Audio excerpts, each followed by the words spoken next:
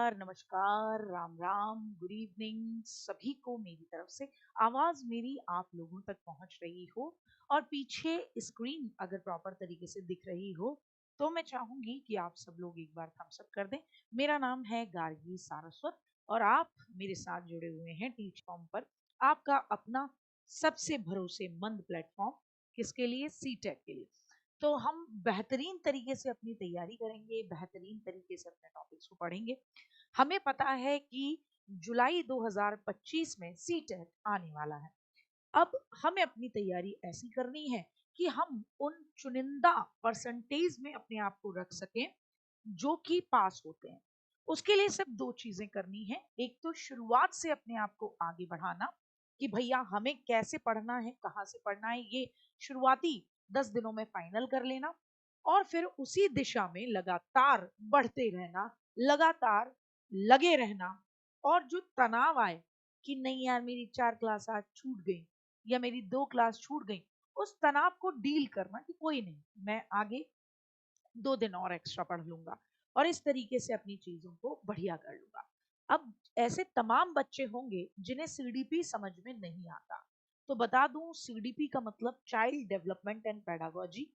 पूरे सीटेट का पापा सीडीपी समझ लो। सीटेट को क्या करने का? हर हालत में पास करने का पापा।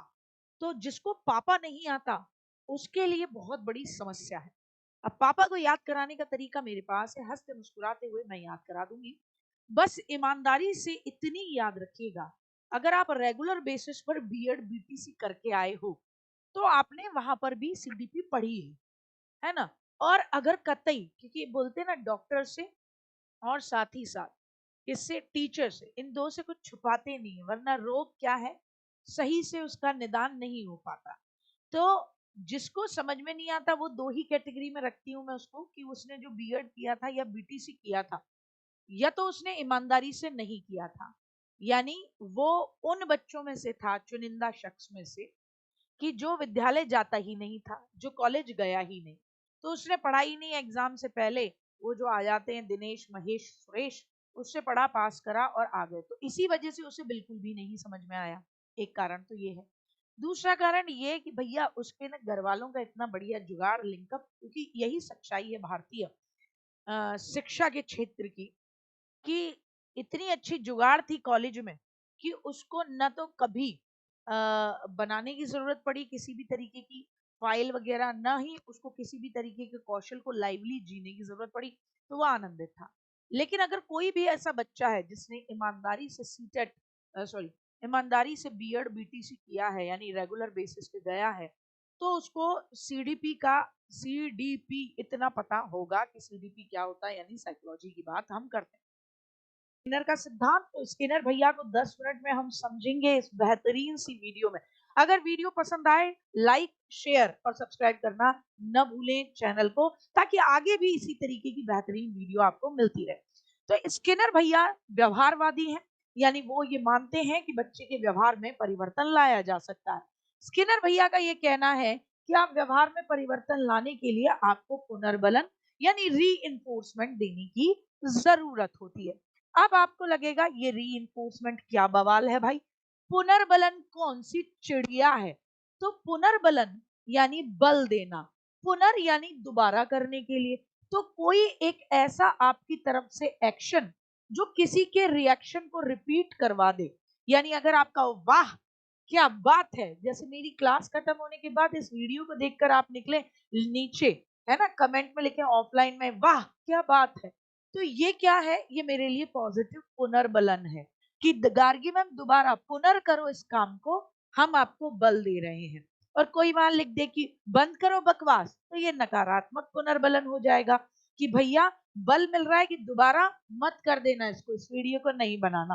तो कुल मिलाकर स्किनर भैया उसी पर बिलीव करते हैं। इन भैया जी के सिद्धांतों को कई नामों से जानते हैं और हमारे लिए जरूरी है कि कोई सा भी नाम आ जाए अपन को याद करना पड़ेगा। तो स्किनर भैया के सिद्धांत को आप कहते हो सक्रिय अनुबंधन का सिद्धांत। क्या कहते हो? आप कहते हो सक्रिय अनुबंधन। बोले यार इंसान है ना एक्टिव होकर, खुद का दिमाग एकदम क्रियाशील रखकर फिर बॉन्ड बनाता है। बताऊंगी किसके बॉन्ड बनते हैं, किसका अनुबंधन है।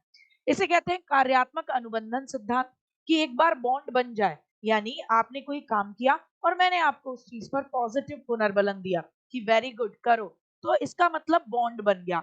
आपकी क्रिया और मेरे रिएक्शन के बीच में क्या हो गया, पुनर्बलन का और आपकी क्रिया का बॉन्ड बन गया, अनुबंधन हो गया। तो अब आप उस क्रिया को दोबारा करोगे, इसीलिए इसे कार्यात्मक अनुबंधन सिद्धांत कहते हैं। आप क्रिया को जब करते हो तो आप एक्टिव होते हो, तो सक्रिय अनुबंधन कह लो, कार्यात्मक अनुबंधन कह लो, या क्रिया को सूत सूत के दोबारा करवाना, यानी क्रिया प्रसूत अनुबंधन सिद्धांत, अंग्रेजी में ऑपरेंट कंडीशनिंग।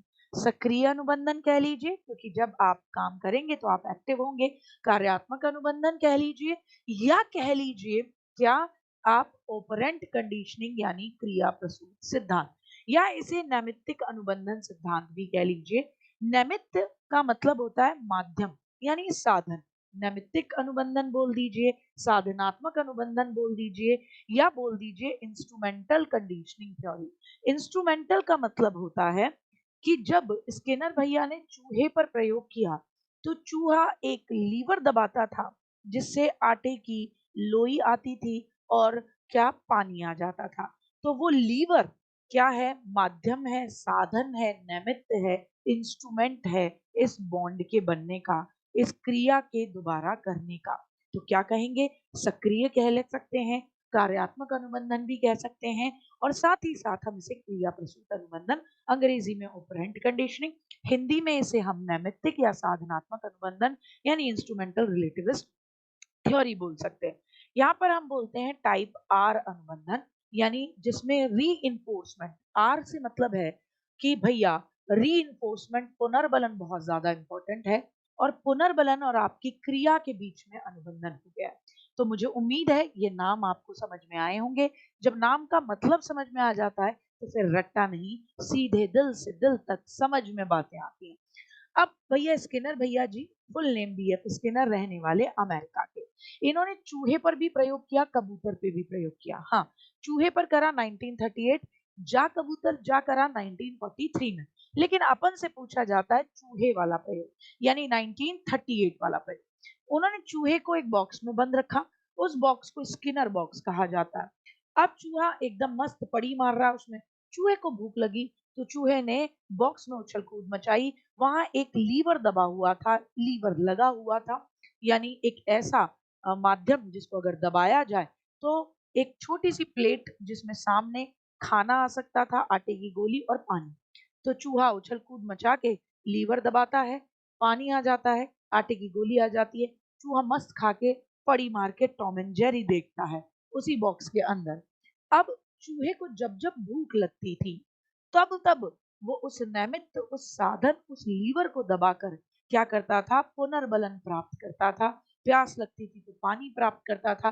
तो चूहे की क्रिया में और उसके पुनर्बलन में एक रिश्ता था, वरना चूहा आराम से पड़ी मारता। चूहा क्रिया क्यों कर रहा है, चूहा क्रिया इसलिए कर रहा है क्योंकि बदले में उसको कुछ मिल रहा है। अगर चूहे को क्रिया करने का मन ही नहीं करेगा, अगर उसको कोई पुनर्बलन नहीं मिलेगा, पानी नहीं, खाना नहीं, तो चूहा काहे उछल कूद मचाएगा, चूहा चुपचाप चूहियत बना फिरेगा, यानी चुपचाप से सोता फिरेगा, मजे मारता रहेगा, या आपकी तरह आसमान निहारेगा, कुछ भी करेगा, क्रियाशील क्यों रहेगा। तो चूहा उछल कूद क्रिया कर रहा है और उसको बदले में क्या मिल रहा है, भोजन, पुनर्बलन मिल रहा है। तो स्किनर क्रियाओं पर विशेष बल देते हैं, इसलिए उन्होंने थॉर्नडाइक की जो एसआर थ्योरी है उसे बदलकर रेस्पॉन्स को इंपॉर्टेंस दे दिया, अनुक्रिया को इंपॉर्टेंस देते हुए इसे आरएस थ्योरी कह दिया। उन्होंने कहा कि हर क्रिया के तुरंत बाद आप बच्चे को पुनर्बलन दो ताकि बच्चा उस क्रिया को रिपीट करे। तो पुनर्बलन एक ऐसी एक्टिविटी है जिससे आप किसी भी क्रिया को बहुत तीव्रता के साथ, इंटेंसिटी के साथ, और जितनी बार चाहो उतनी बार करवा सकते हो। तो आपके घर में कोई छोटा बच्चा हो, जैसे मेरे घर में, मुझे कोई काम उससे दोबारा रिपीट कराना होता है, अच्छा काम, तो मैं कहती हूँ वाओ क्लैपिंग, उसको लगता है मैंने तो कोई गजब काम किया, तो वो उठा के तुरंत अपना काम करता है।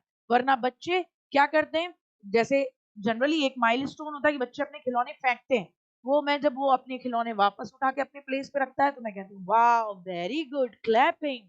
तो जितनी बार आपको क्रिया करवानी है, गिव द पुनर्बलन, गिव द रीइंफोर्समेंट, बच्चा उसको पुनः करेगा। यही बात अपने स्किनर भैया कहते हैं। अब मैं आपको यहाँ बता दूं रीइंफोर्समेंट क्या है।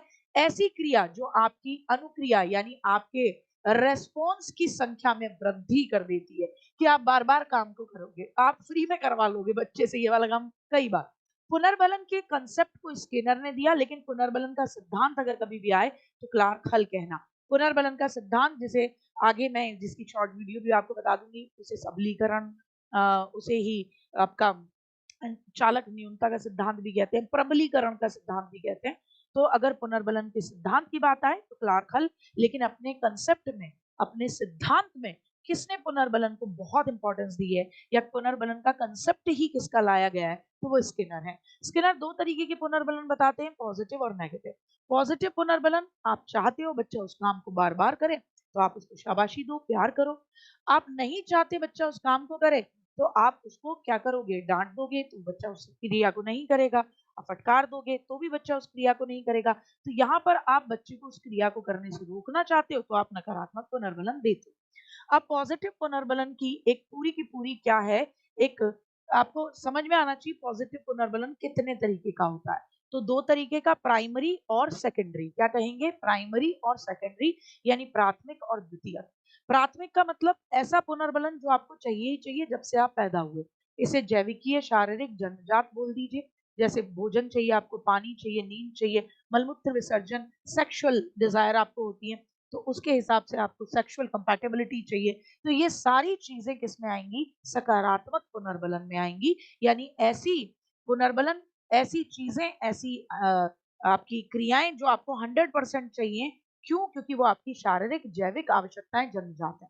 सेकेंडरी अगर मिल जाए, द्वितीयक आपका पुनर्बलन मिल जाए, बहुत अच्छी बात है, नहीं मिलेगा तो कोई बहुत नुकसान नहीं है। जो बाहर से दी जाती है, प्रशंसा, पुरस्कार, ये सब। लोगों ने अब स्किनर साहब से पूछा कि भैया आप ये बताइए कि आप पुनर्बलन कब देना चाहिए, कैसे देना चाहिए, इसको डिफाइन करें। तो स्किनर ने कहा कि देखो भैया, चूहा जो लीवर दबाकर भोजन प्राप्त कर रहा है तो ये भी सकारात्मक पुनर्बलन है। नकारात्मक पुनर्बलन क्या है कि भैया जब आप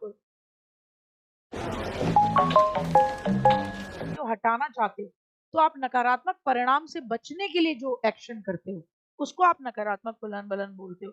जैसे तेज रोशनी कर दिया आपने कहीं पे, तेज आवाज कर दिया आपने, "ए, क्या कर रहा है?" तो आप नहीं चाहते उसको वो काम करना है, तो आपने तेज आवाज कर दी। तो ऐसे में आप नकारात्मक परिणाम से बचने के लिए जो एक्शन करते हो वो है। तेज धूप है, तो आप बाहर ना जाओ, उसके लिए तेज धूप है। तो नकारात्मक परिणाम से बचने के लिए तो ये नकारात्मक पुनर्बलन हो गया। बिजली का झटका कि आप उस काम को ना करें। दंड, पीड़ा, अपमान, डांटना, मारना, ये सब। तो जब लोगों ने पूछा पुनर्बलन के लिए कि कब देना चाहिए स्किनर साहब बताइए, तो स्किनर साहब पूरी एक सूची लेकर आते हैं पुनर्बलन की। उन्होंने कहा कि कई मुद्दों में पुनर्बलन लगातार देना चाहिए, सतत, यानी हर एक काम के बाद, हर एक अनुक्रिया के बाद, रेस्पॉन्स के बाद पुनर्बलन दीजिए। दूसरा होता है पार्शियल, आंशिक या विरामी, कि कुछ क्रियाओं के उपरांत आप पुनर्बलन दे रहे हैं, 2-4 काम कर लिए उसके बाद चौथे काम पे आपने पुनर्बलन दिया। अब आंशिक पुनर्बलन को भी आप 2 भागों में बाँटते हो, अनुपात और साथ ही साथ अंतराल। अनुपात का मतलब कितनी मात्रा में आपको पुनर्बलन देना है, अंतराल का मतलब कितने समय में देना है। और ये भी 2 हैं कि निश्चित अनुपात में दीजिए, जैसे आपको सैलरी मिलती है हर महीने की 30,000, हर महीने के 10,000, तो वो निश्चित अनुपात में आपको पुनर्बलन मिल रहा है। वेरिएबल कि कभी 10,000 मिल गए, कभी 15,000 मिल गए, कभी 20 मिले, कभी 5 ही मिले। तो ये अनुपात फिक्स्ड नहीं रहेगा आपका, ठीक है ना? और अंतराल किस समय पर मिल रहे हैं, तो फिक्स्ड होगा। तो जैसे आपको पता है महीने की शुरुआती पहली तारीख को आपको सैलरी मिल जाती है, तो फिक्स्ड अंतराल में मिल रही है, फिक्स्ड टाइम पीरियड में मिल रही है। और वेरिएबल तो कभी 10 में मिल रही है, कभी 15 में मिल रही है, इस तरीके से। तो मुझे उम्मीद है कि स्किनर साहब का ये सिद्धांत आपको समझ में आया होगा, क्योंकि स्किनर साहब के सिद्धांत की सबसे बड़ी स्पेशलिटी ये है कि ये किसी भी बच्चे का क्या शेपिंग करने में, किसी भी बच्चे का आकृति निर्माण करने में, उसके चरित्र को बनाने में बहुत ही इंपॉर्टेंट सिद्धांत माना जाता है कि भैया आप पुनर्बलन दे के जैसा चाहो बच्चे को वैसा बना सकते हो। तो अगर आप इसी तरीके की वीडियोस और चाहते हैं और आपको अच्छी लग रही है ये वीडियो, क्योंकि मुझे पता है ये बहुत काम की है आपके लिए, तो आप कमेंट सेक्शन में ज़रूर लिखें कि आप कौन-सी वीडियो नेक्स्ट चाहते हैं। और अगेन सिर्फ इतना ही कि क्लास को लाइक करें, शेयर करें और चैनल को सब्सक्राइब करें। जय हिंद, जय भारत। मैं तमाम सिद्धांत को याद करते-करते दिमाग एकदम हैंग हो जाता है। क्या ही बढ़िया हो कि अगर आपके पास शॉर्ट वीडियोस हो रिवीजन करने के लिए, जिनमें कंसेप्ट भी क्लियर हो जाए और किसी तरीके का डाउट भी न बचे। तो इसी को ध्यान में रखते हुए आज हम बात करेंगे पावलोव साहब के सिद्धांत पर। लर्निंग के सिद्धांतों में पावलोव साहब व्यवहारवादी हैं, यानी बिहेवियरिस्ट हैं। बिहेवियरिस्ट जितने भी हैं सब एक बात मानते हैं कि बच्चे का व्यवहार चेंज करके उसको सिखा सकते हो, यानी व्यवहार में परिवर्तन हो जाए तो बच्चा क्या कर सकता है, सीख सकता है, यानी सीखना व्यवहार में परिवर्तन है। तो अब ऐसे में हम बात करेंगे रशिया के मनोवैज्ञानिक की, और रशिया के इस मनोवैज्ञानिक का नाम क्या है, पावलव। इनके सिद्धांतों को किन किन नामों से जानते हैं ये भी हमें समझना होगा। तो पावलव के सिद्धांत को आप बोलते हो अनुकूलित अनुक्रिया का सिद्धांत। अनुकूलित अनुक्रिया, अनुक्रिया का मतलब रेस्पॉन्स। अनुकूलित यानी आप जैसा चाहो वैसी अडॉप्ट करा दो आप अनुक्रिया, यानी मैं डिसाइड करूं कि इस वीडियो को देखने के बाद आपकी अनुक्रिया क्या हो, मतलब मैंने अपने अकॉर्डिंग आपके रेस्पॉन्स को, आपके बिहेवियर को अपने हिसाब से बॉन्डिंग करा दी, अनुकूलित करा दी, कंडीशनिंग करा दी। यानी मैं चाहूं कि आप लाइक करो तो आप वीडियो के अंत में लाइक करो, मैं ऐसा कर दूं कुछ। तो अनुकूलित अनुक्रिया का सिद्धांत जिसे आप बोलते हैं कंडीशनड रेस्पॉन्स थ्योरी, इसे शास्त्रीय अनुबंधन या क्लासिकल कंडीशनिंग थ्योरी भी कहते हैं, या संबंध का प्रत्यावर्तन यानी कंडीशनड रिफ्लेक्स थ्योरी भी इसे कहा जाता है। ठीक साहब, या सिंपल अनुबंधन का सिद्धांत भी पावलोव साहब ने 1904 में प्रयोग किया। ये प्रयोग था किस पर, कुत्ते पर। कुत्ते पर प्रयोग क्या था, सिंपल सा प्रयोग था। दुनिया का हर कुत्ता खाने को देखकर लार टपकाता है। अब पावलोव साहब ने चैलेंज किया कि मैं कुत्ते को, पावलोव साहब ने ये बोला कि मैं कुत्ते को खाने से अलग चीजों पर भी लार टपकवा दूंगा।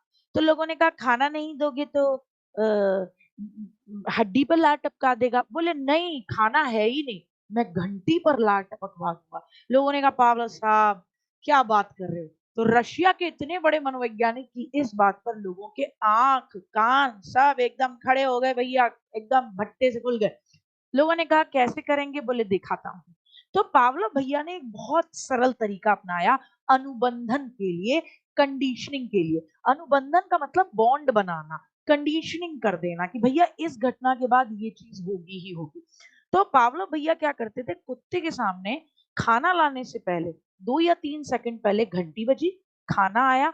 अब भैया कुत्ते ने तो खाना देखा इसलिए लार टपकाई, लेकिन धीरे धीरे कुत्ते के दिमाग में एक संकेत जाने लगा कि घंटी बजती है, उसके विद इन 2 सेकंड में खाना आता है।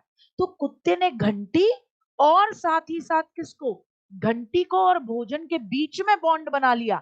यानी भोजन मूल उद्दीपक है, ऐसी चीज उद्दीपक यानी इस तरीके का स्टिमुलस जो आपको उत्तेजित करे। तो मूल उद्दीपक और घंटी, इन दोनों, एक तो बेसिक उद्दीपक है स्टिमुलस है और एक फर्जी उद्दीपक है घंटी, इन दोनों के बीच में कुत्ते के दिमाग ने बॉन्ड बना लिया, कंडीशनिंग कर दी। एक समय ऐसा आने लगा कि केवल घंटी की आवाज पे ही कुत्ते के दिमाग को संकेत जाने लगा कि अब तो भोजन आएगा, तो कुत्ता घंटी की आवाज पर ही लार टपकाने लगा। और यही था कि मूल उद्दीपक के साथ साथ, यानी जो स्वाभाविक उत्तेजक है, जो उत्तेजित करता है किसी भी व्यक्ति को, प्राणी को, उसके साथ साथ अगर आप एक फर्जी उत्तेजक, फर्जी तो नहीं लिखेंगे ना एग्जाम में, यानी मूल उद्दीपक या स्वाभाविक उद्दीपक के साथ साथ अगर आप अस्वाभाविक यानी अननेचुरल या कोई सेकेंडरी उद्दीपक लगातार लाते हो तो उन दोनों के बीच में बॉन्ड बन जाएगा। और फिर ऐसे में जो मूल उद्दीपक के लिए रेस्पॉन्स होता है, अनुक्रिया होती है, वही उस फर्जी यानी अस्वाभाविक उत्तेजक के लिए भी होने लगेगी। तो यहाँ बॉन्ड किनके बीच में बना है, उन दोनों उद्दीपकों के, एक मूल उद्दीपक एक फर्जी उद्दीपक के बीच में बना है। तो आइए आगे सिद्धांत को समझते हैं। तो कुत्ता और भोजन पर कुत्ता लार टपकाता था। तो भोजन स्वाभाविक उत्तेजक है, यानी नेचुरल, नेचुरल स्टिमुलस है जो उत्तेजित करता है, स्टिमुलेट करता है। यानी यहाँ किसी तरीके की कंडीशनिंग नहीं हुई है, किसी तरीके का अभी तक बॉन्ड नहीं बना। तो इसे बोलोगे, भोजन को आप बोलोगे यूसीएस, अनकंडीशनड स्टिमुलस, कोई बॉन्ड, कोई अनुकूलन नहीं हुआ। ठीक है, और भोजन को देखकर अगर कुत्ता लार टपकाए तो इसे यूसीआर, अनकंडीशनड रेस्पॉन्स कहेंगे, यानी स्वाभाविक अनुक्रिया। लेकिन अगर कुत्ता, घंटी जो है ये अस्वाभाविक उत्तेजक है, घंटी क्या उत्तेजित करेगी? क्या नहीं करेगी। तो ये अस्वाभाविक उत्तेजक है, यानी बाद में घंटी और भोजन के बीच में बॉन्ड बनेगा, कंडीशनिंग होगी, इसीलिए घंटी को सीएस यानी कंडीशनड स्टिमुलस कहा है। फिर जब बॉन्ड बन जाएगा तो ऐसा समय आएगा कि कुत्ता भोजन के लिए इंतजार भी नहीं करेगा।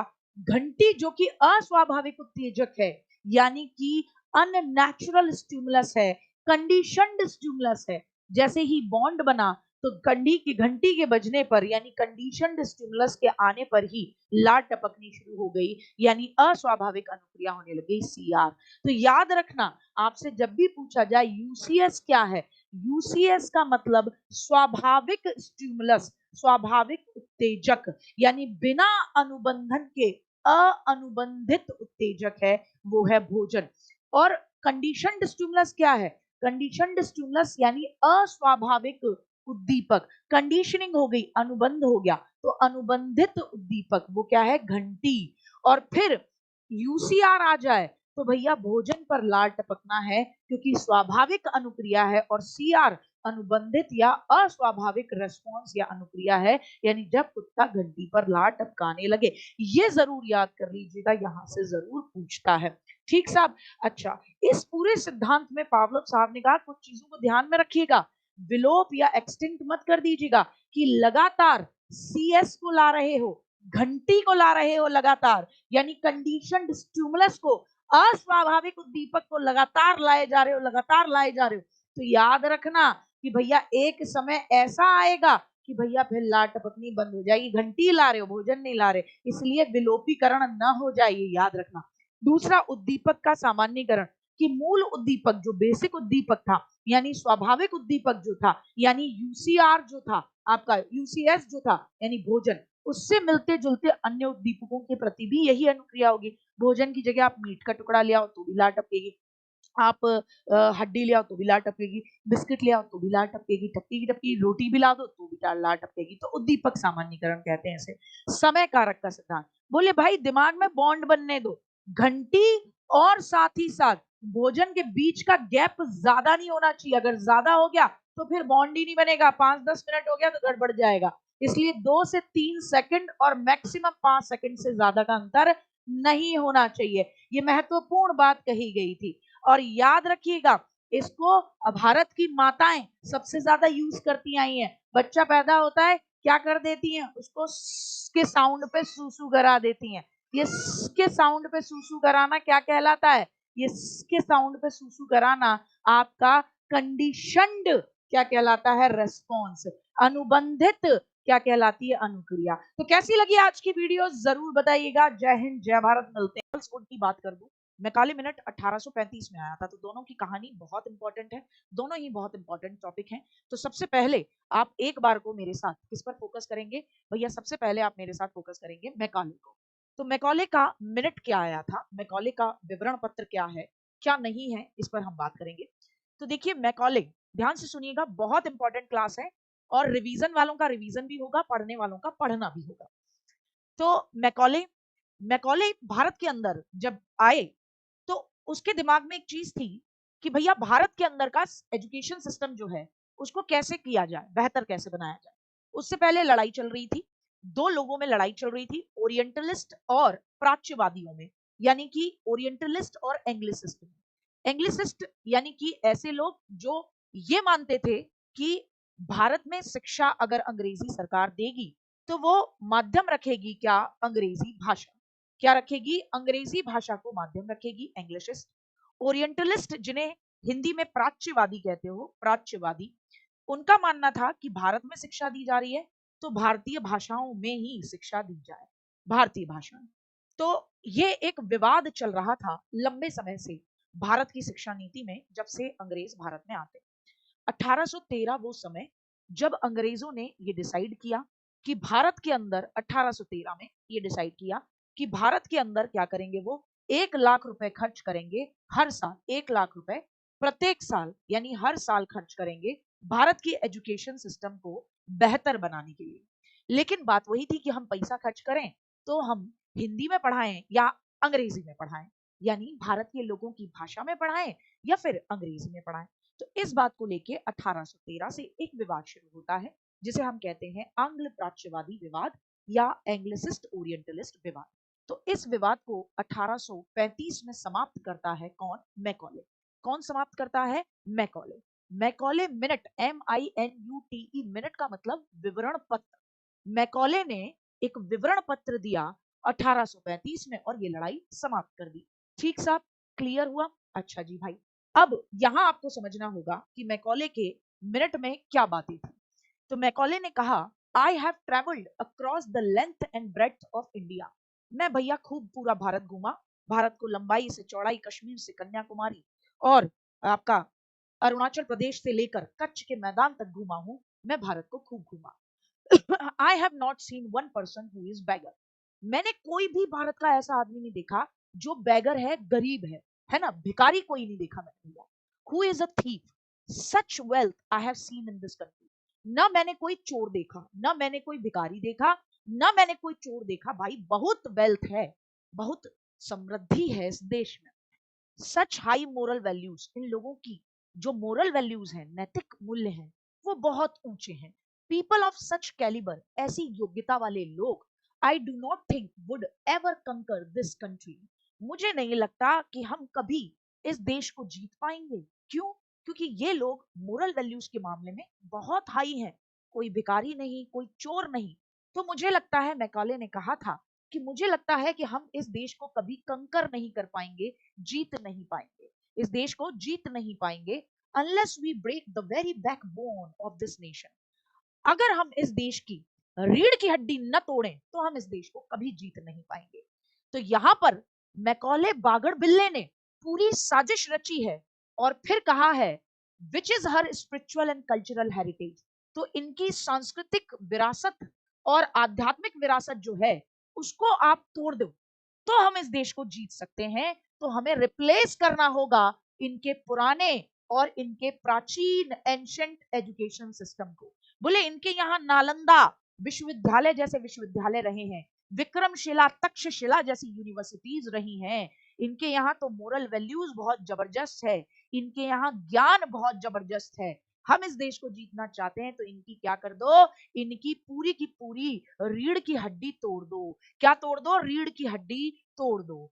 और for if the Indian think that all that is foreign and English is good, और इनके दिमाग में बिठा दो कि जो कुछ भी विदेशी है और अंग्रेजी है वही अच्छा है, वही ग्रेटर है, हमारे से ज्यादा बेहतर है। और इनका सेल्फ स्टीम, आत्मसम्मान बिल्कुल तोड़ दो, लूज कर जाएंगे। अपने खुद के कल्चर, नेटिव कल्चर, इस सारे के सारे अपने देश की विरासत पर शक करने लगे, ऐसा मामला कर दो, ऐसी एजुकेशन सिस्टम ले आओ। तो ये मैकॉले ही था जिसने अधोगामी निस्यंदन सिद्धांत, डाउनवर्ड फिल्टरेशन थ्योरी जैसी थ्योरी लाकर हमारे दिमाग में, हमारे जहन में क्या भर दी? अंग्रेजियत। हमें लगा जो विदेशी है, जो अंग्रेजी है वही बेहतर है। और हम दूध दही वाले देश में कैसे बन गए? हम बन गए भैया चाय पीने वाले। तो ये इसने दिमाग में बैठाया। ठीक साहब। तो मैकॉले ने 1835 में क्या लाके दिया? एक मिनट विवरण पत्र लाके दिया। उद्देश्य आपको समझ में आ रहा है क्या है? ये जो विवाद चल रहा था कि भैया भारत की भाषाएं अच्छी हैं, प्राच्यवादी ओरिएंटलिस्ट सब कुछ अच्छा है या फिर अंग्रेजी अच्छा है, उस विवाद को इसने सुलझाया। इसने अपनी रिपोर्ट जमा करी कब? फरवरी 1835। बहुत इंपॉर्टेंट, याद रखिएगा, फरवरी 1835 में इसने ये रिपोर्ट जमा करी। और उससे पहले ही उसने एक पत्र लिखा था कि इनके दिमाग में ऐसा शक पैदा कर दो कि ये अपने देश की विरासत, अपने एजुकेशन सिस्टम पर क्वेश्चन मार्क करने लगे। इसके समय पर कौन था? गवर्नर जनरल विलियम बेंटीक था। बेंटीक ने ही कान में भरा था कि मैकॉले तो कुछ ऐसा कर कि भारत के अंदर हम बढ़िया तरीके से क्या कर सकें, एक विरासत बना सकें अंग्रेजियत की। तो मैकॉले के कार्यव्रत ने आंग्लवादियों के पक्ष में विवाद को सुलझा दिया। तो इसने कहा कि हम भारत में एजुकेशन जो देंगे वो अंग्रेजी में देंगे। किस में देंगे? इंग्लिशिस्ट, यानी अंग्रेजी माध्यम होगी। अंग्रेजी भाषा के माध्यम से हम भारत के लोगों को पश्चिमी विज्ञान और साहित्य पढ़ाएंगे और बीच बीच में इन्हें महसूस कराते रहेंगे, ए तुम क्या पढ़ते हो, तुम्हारे यहाँ कुछ नहीं है, अरे कुछ नहीं है, भारत की एजुकेशन सिस्टम बेकार, तुम्हारे यहाँ पर पोंगा पंडित हैं, तुम्हारे यहाँ पर क्या पढ़ाते हो तुम, कि ग्रह नक्षत्र पढ़ाते हो, तुम्हारे यहाँ पर क्या पढ़ाते हो, अनसाइंटिफिक हो। हम देखो कितने आगे निकल गए, हम देखो हमने कितना बढ़िया जहाज बना लिए, हमें देखो हमने भाग के इंजन बना लिए, तुम में तो बुद्धि ही नहीं है। तो ऐसे करके धीरे धीरे धीरे धीरे धीरे धीरे हमारे दिमाग में भरने का पूरा कार्य अंग्रेजी साहित्य, अंग्रेजी विज्ञान को लाकर, अंग्रेजी भाषा को माध्यम बनाकर इस मैकॉले ने किया था। ठीक है, ये नीति शिक्षा की उस व्यवस्था को बनाने का एक प्रयास थी कि अंग्रेजी के माध्यम से समाज के केवल ऊपरी तबके को शिक्षित किया जाए। तो मैकॉले का मानना था कि आप अपर क्लास को, किसको बेटा जी, अपर क्लास को क्या कर दो, अपर क्लास को अंग्रेजी में क्या करो, इनको एजुकेट करो, अंग्रेजी में क्या करो, इनको एजुकेट करो, और ये ऐसे बना दो कि ये रंग रूप में कैसे हो, रंग रूप में टोटली ये अंग्रेज हो जाएं, केवल खून इनका क्या रहे, भारतीय रहे। और जब अपर क्लास लोगों के साथ ये होगा तो गरीब लोग भी ये सोचेंगे हमें भी इनकी तरह बनना है। कैसे सूटेड बूटेड मेन साहब बन के आई थी, देखो कैसे सूटेड बूटेड सर बन के घूम रहे हैं। तो इनके दिमाग में जब ये बैठेगा तो ये हमारे साथ भी बिल्कुल वही कार्य करने लग जाएंगे, तो हम भी बिल्कुल इन्हीं की तरह अंग बड़े लोगों की तरह ही हो जाएंगे। तो ये दिमाग में बैठाने के लिए सबसे ऊपरी तबके को क्या कराया, सबसे ऊपरी तबके को अंग्रेजियत से सराबोर कर दिया। किसने किया, याद रखिएगा इस बात को, मैकॉले। और मैकॉले अपने मुंह से कहता है इस बात को, ये भारत की सबसे बड़ी हार है कि लंबे समय तक हम समझते रहे कि अंग्रेजों ने भारत के अंदर जो शिक्षा दी वो किस तरीके से एकदम हमारे फेवर में दी। आप देखो उसका खुद का एक पत्र है जिसे वो पब्लिश करता है, और क्या कहता है कि इनकी जो हमें जीतना है तो इनको इनके एजुकेशन सिस्टम से अलग कर दो। तो क्या विशेषताएं थी मैकॉले मिनट की, देखेंगे जरा ध्यान से कि मैकॉले ने 10 जून 1834 को क्या गवर्नर जनरल की कार्यकारी परिषद के कानूनी सदस्य के रूप में भारत आगमन किया, और इसे ही क्या बना दिया गया, इस समिति का, कार्यकारी समिति का अध्यक्ष बना दिया गया। 10 जून 1834 को आता है, आते ही सबसे पहले विवाद को सुलझाता है, कहता है कि हम पैसा खर्च कर रहे हैं तो हम अंग्रेजी माध्यम में अंग्रेजों को, भारतीयों को पढ़ाएंगे। ठीक साहब। उसके बाद फरवरी, याद रखिएगा 10 जून 1834 को कार्यभार संभाला, और फरवरी 1935 को, 1835 को तो परिषद में अपना प्रॉपर तरीके से विवरण प्रस्तुत कर दिया, और उस समय पर गवर्नर जनरल विलियम बेंटिक है, उसने हामी दे दी कि ठीक भैया। और मार्च 1835 में एक प्रस्ताव पारित हो जाता है, मार्च 1835 में प्रस्ताव पारित होता है, जिसके बाद कहा जाता है कि भैया हमें केवल किस पर क्या पैसा खर्च करना है भारत में, जो पश्चिमी शिक्षा, यानी ऐसे स्कूल बना दो जो कि विदेशी यानी यूरोपीय कल्चर को पढ़ाते हो, यूरोपीय भाषा में पढ़ाते हो, यूरोप की संस्कृति को पढ़ाते हो, यूरोप के ही इसको पढ़ाते हो, यूरोप के ही साइंस को पढ़ाते हो, और हमें पैसा बिल्कुल खर्च नहीं करना इनकी गुरुकुल प्रणाली पर। मेरी बात समझे, हाँ, मार्च 1835 में अनुमोदित होकर पारित हो जाता है पब्लिक डोमेन में। कहा कॉलेजेस का बंद होना, सभी कॉलेजेस को बंद करने की वकालत की, जो कि क्या पढ़ाते थे, जो कि भारत के दर्शन, भारत की फिलॉसफी, भारत का नक्षत्र विज्ञान, भारत का एस्ट्रोनॉमी, यानी भारत की जो पूर्वी कंट्रीज की जो साइंस थी, आर्ट थी, लिटरेचर थी, उसे पढ़ाते थे, उनको टोटली समाप्त करने की बात करता है ये बागड़ बिल्ला जिसका नाम है मैकॉले। बहुत तेज दिमाग का बागड़ बिल्ला। इसने डाउनवर्ड फिल्ट्रेशन थ्योरी दी। कौन सी, डाउनवर्ड, नीचे की तरफ, फिल्ट्रेशन, छन छन के जाएगा, जिसे बोलते हैं अधोगामी, अधोगामी निस्यंदन सिद्धांत। क्या बोलते हैं, अधोगामी निस्यंदन सिद्धांत बोलते हैं। क्या बोलते हैं बेटा जी, अधोगामी निस्यंदन सिद्धांत, जिसे नाम दिया गया, क्या नाम दिया गया, बिल्कुल अधोगामी निस्यंदन सिद्धांत। ये क्लास 3 बजे ही चला करेगी गुंजन जी, ये क्लास महत्वपूर्ण क्लास है। उद्देश्य मैं पुनः बता दूं, और 2-4 दिन रोज बताऊंगी। ये सुपर टेट को फोकस कर रही है, किसको, सुपर टेट, केंद्रीय विद्यालय का पीआरटी को फोकस कर रही है, और केंद्रीय विद्यालय के पीआरटी को अगर फोकस कर रही है तो रेलवे का जो आपका एग्जाम है उसको भी ध्यान में रखते हुए ये चलेगी। टॉपिक एक रहेगा पर डे, 1 या 2 टॉपिक, उससे संबंधित कंटेंट भी करेंगे, उससे संबंधित प्रश्न भी करेंगे। तो डाउनवर्ड फिल्ट्रेशन थ्योरी, अधोगामी निस्यंदन सिद्धांत जो मैकॉले लेके आया, उसने कहा कि हमें तो केवल कुछ बड़े पैसे वाले या अमीर भारतीयों को ही शिक्षित करना है, जो बाद में बाकी की आबादी को शिक्षित करेंगे, और ये है फिल्ट्रेशन थ्योरी। बोले हम क्यों हर एक के दिमाग में जाके बैठाएं कि तुम जो पढ़ रहे हो भारत का, या तुम जो पढ़ रहे हो ये पूर्वी देशों का साहित्य या इनका विज्ञान, ये बेकार है। पश्चिमी वेस्टर्न कंट्रीज की साइंस पढ़ो, उनका लिटरेचर पढ़ो, वो जबरदस्त है। बोले हम किसी को नहीं समझाएंगे, हम जितने भी भारत के अमीर हैं उन्हें अपने साथ बैठाएंगे, उनको लगेगा वाह कितनी अच्छी बातें करते हैं ये, हम उनके दिमाग में बैठाएंगे और उनको देखा देखी भारत का बाकी गरीब से गरीब तबका भेड़ चाल चलेगा। तो ये मामला रहा। ठीक साहब आ गया। तो खून से भारतीय और स्वाद से ब्रिटिश बना देंगे, यानी इनको स्वाद आए अंग्रेजियत चीजों का, ये केवल खून से भारतीय हो, बाकी इनके अंदर पूरा पूरा वफादारी अंग्रेजी हुकूमत के प्रति हो। ठीक साहब, स्वाद, राय, नैतिकता, बुद्धि सब अंग्रेजियत वाली बना दें। इन्होंने कहा कि हम पैसा बिल्कुल खर्च ही नहीं करेंगे, किस पर, कि हम भारत की कोई पंचतंत्र कहानी की किताब हो या भारत की कोई विज्ञान की किताब हो, उसकी छपाई में पैसा नहीं खर्च करेंगे। बोले हम पैसा खर्च करेंगे अंग्रेजियत को भारत में लाने में। ठीक है, अंग्रेजी अदालत की भाषा बन गई, फारसी को अदालत भाषा के रूप में समाप्त कर दिया गया। ये मैकॉले की चतुराई थी। अंग्रेजी किताबों की छपाई फ्री में करी जाने लगी और बहुत कम कीमत पर। और भारत का साहित्य भारत की भाषा में अगर कुछ छपता था तो बड़ा महंगा छपता था। आप आज भी देख लीजिए, टाइपिंग देखिए, अंग्रेजी की टाइपिंग आपको हमको जाने कितने लोगों को आती है, हिंदी की टाइपिंग करने वाले बड़े मुश्किल से लोग मिलते हैं। तो ये इसका भरा हुआ दिमाग में है, इस नाग ने करा था जो करा, और 1835 में सोच समझ के करा कि भैया हम तो अंग्रेजी शिक्षा देने वाले विद्यालय को पैसा देंगे, प्राच्यवादियों को नहीं देंगे। और डाउनवर्ड फिल्ट्रेशन थ्योरी में कि भैया हम तो केवल और केवल उच्च और मध्यम वर्ग के जो छोटे से हिस्से हैं उनको शिक्षित करना है, और यही लोग बाद में क्या करेंगे, ऐसे लोगों को यानी गरीब तबके तक अंग्रेजियत को फैला देंगे, जिससे सारे लोग भारत के ऑटोमेटिकली ये मानने लगेंगे कि हमारा भारत में आना अच्छी बात है, हमारा भारत में आना तुम्हारे लिए एहसान की बात है। ठीक है, जो सरकार और जनता के बीच दुभाषी के रूप में काम करेगा, तो ये जो पैसे वाले लोग होंगे यही बनेंगे सरकार और जनता के बीच में मीडिएटर, और स्थानीय भाषाओं को समृद्ध करेंगे। यही थी डाउनवर्ड फिल्ट्रेशन थ्योरी। तो चलिए प्रश्न उत्तर करते हैं मैकॉले के मिनट के, बहुत इंपॉर्टेंट है। ठीक है ना। हाँ, मुझे हिंदी टाइपिंग नहीं आती, इस मैकॉले की देन है बिल्कुल। आप और हम हिंदी में कहाँ लिखते हैं, हम क्या लिख रहे हैं, जैसे देखो जूही लिख रही है, मैम जी हम आपके एप्लीकेशन से सीटेट दिसंबर किया, थैंक्स बहुत बहुत गया।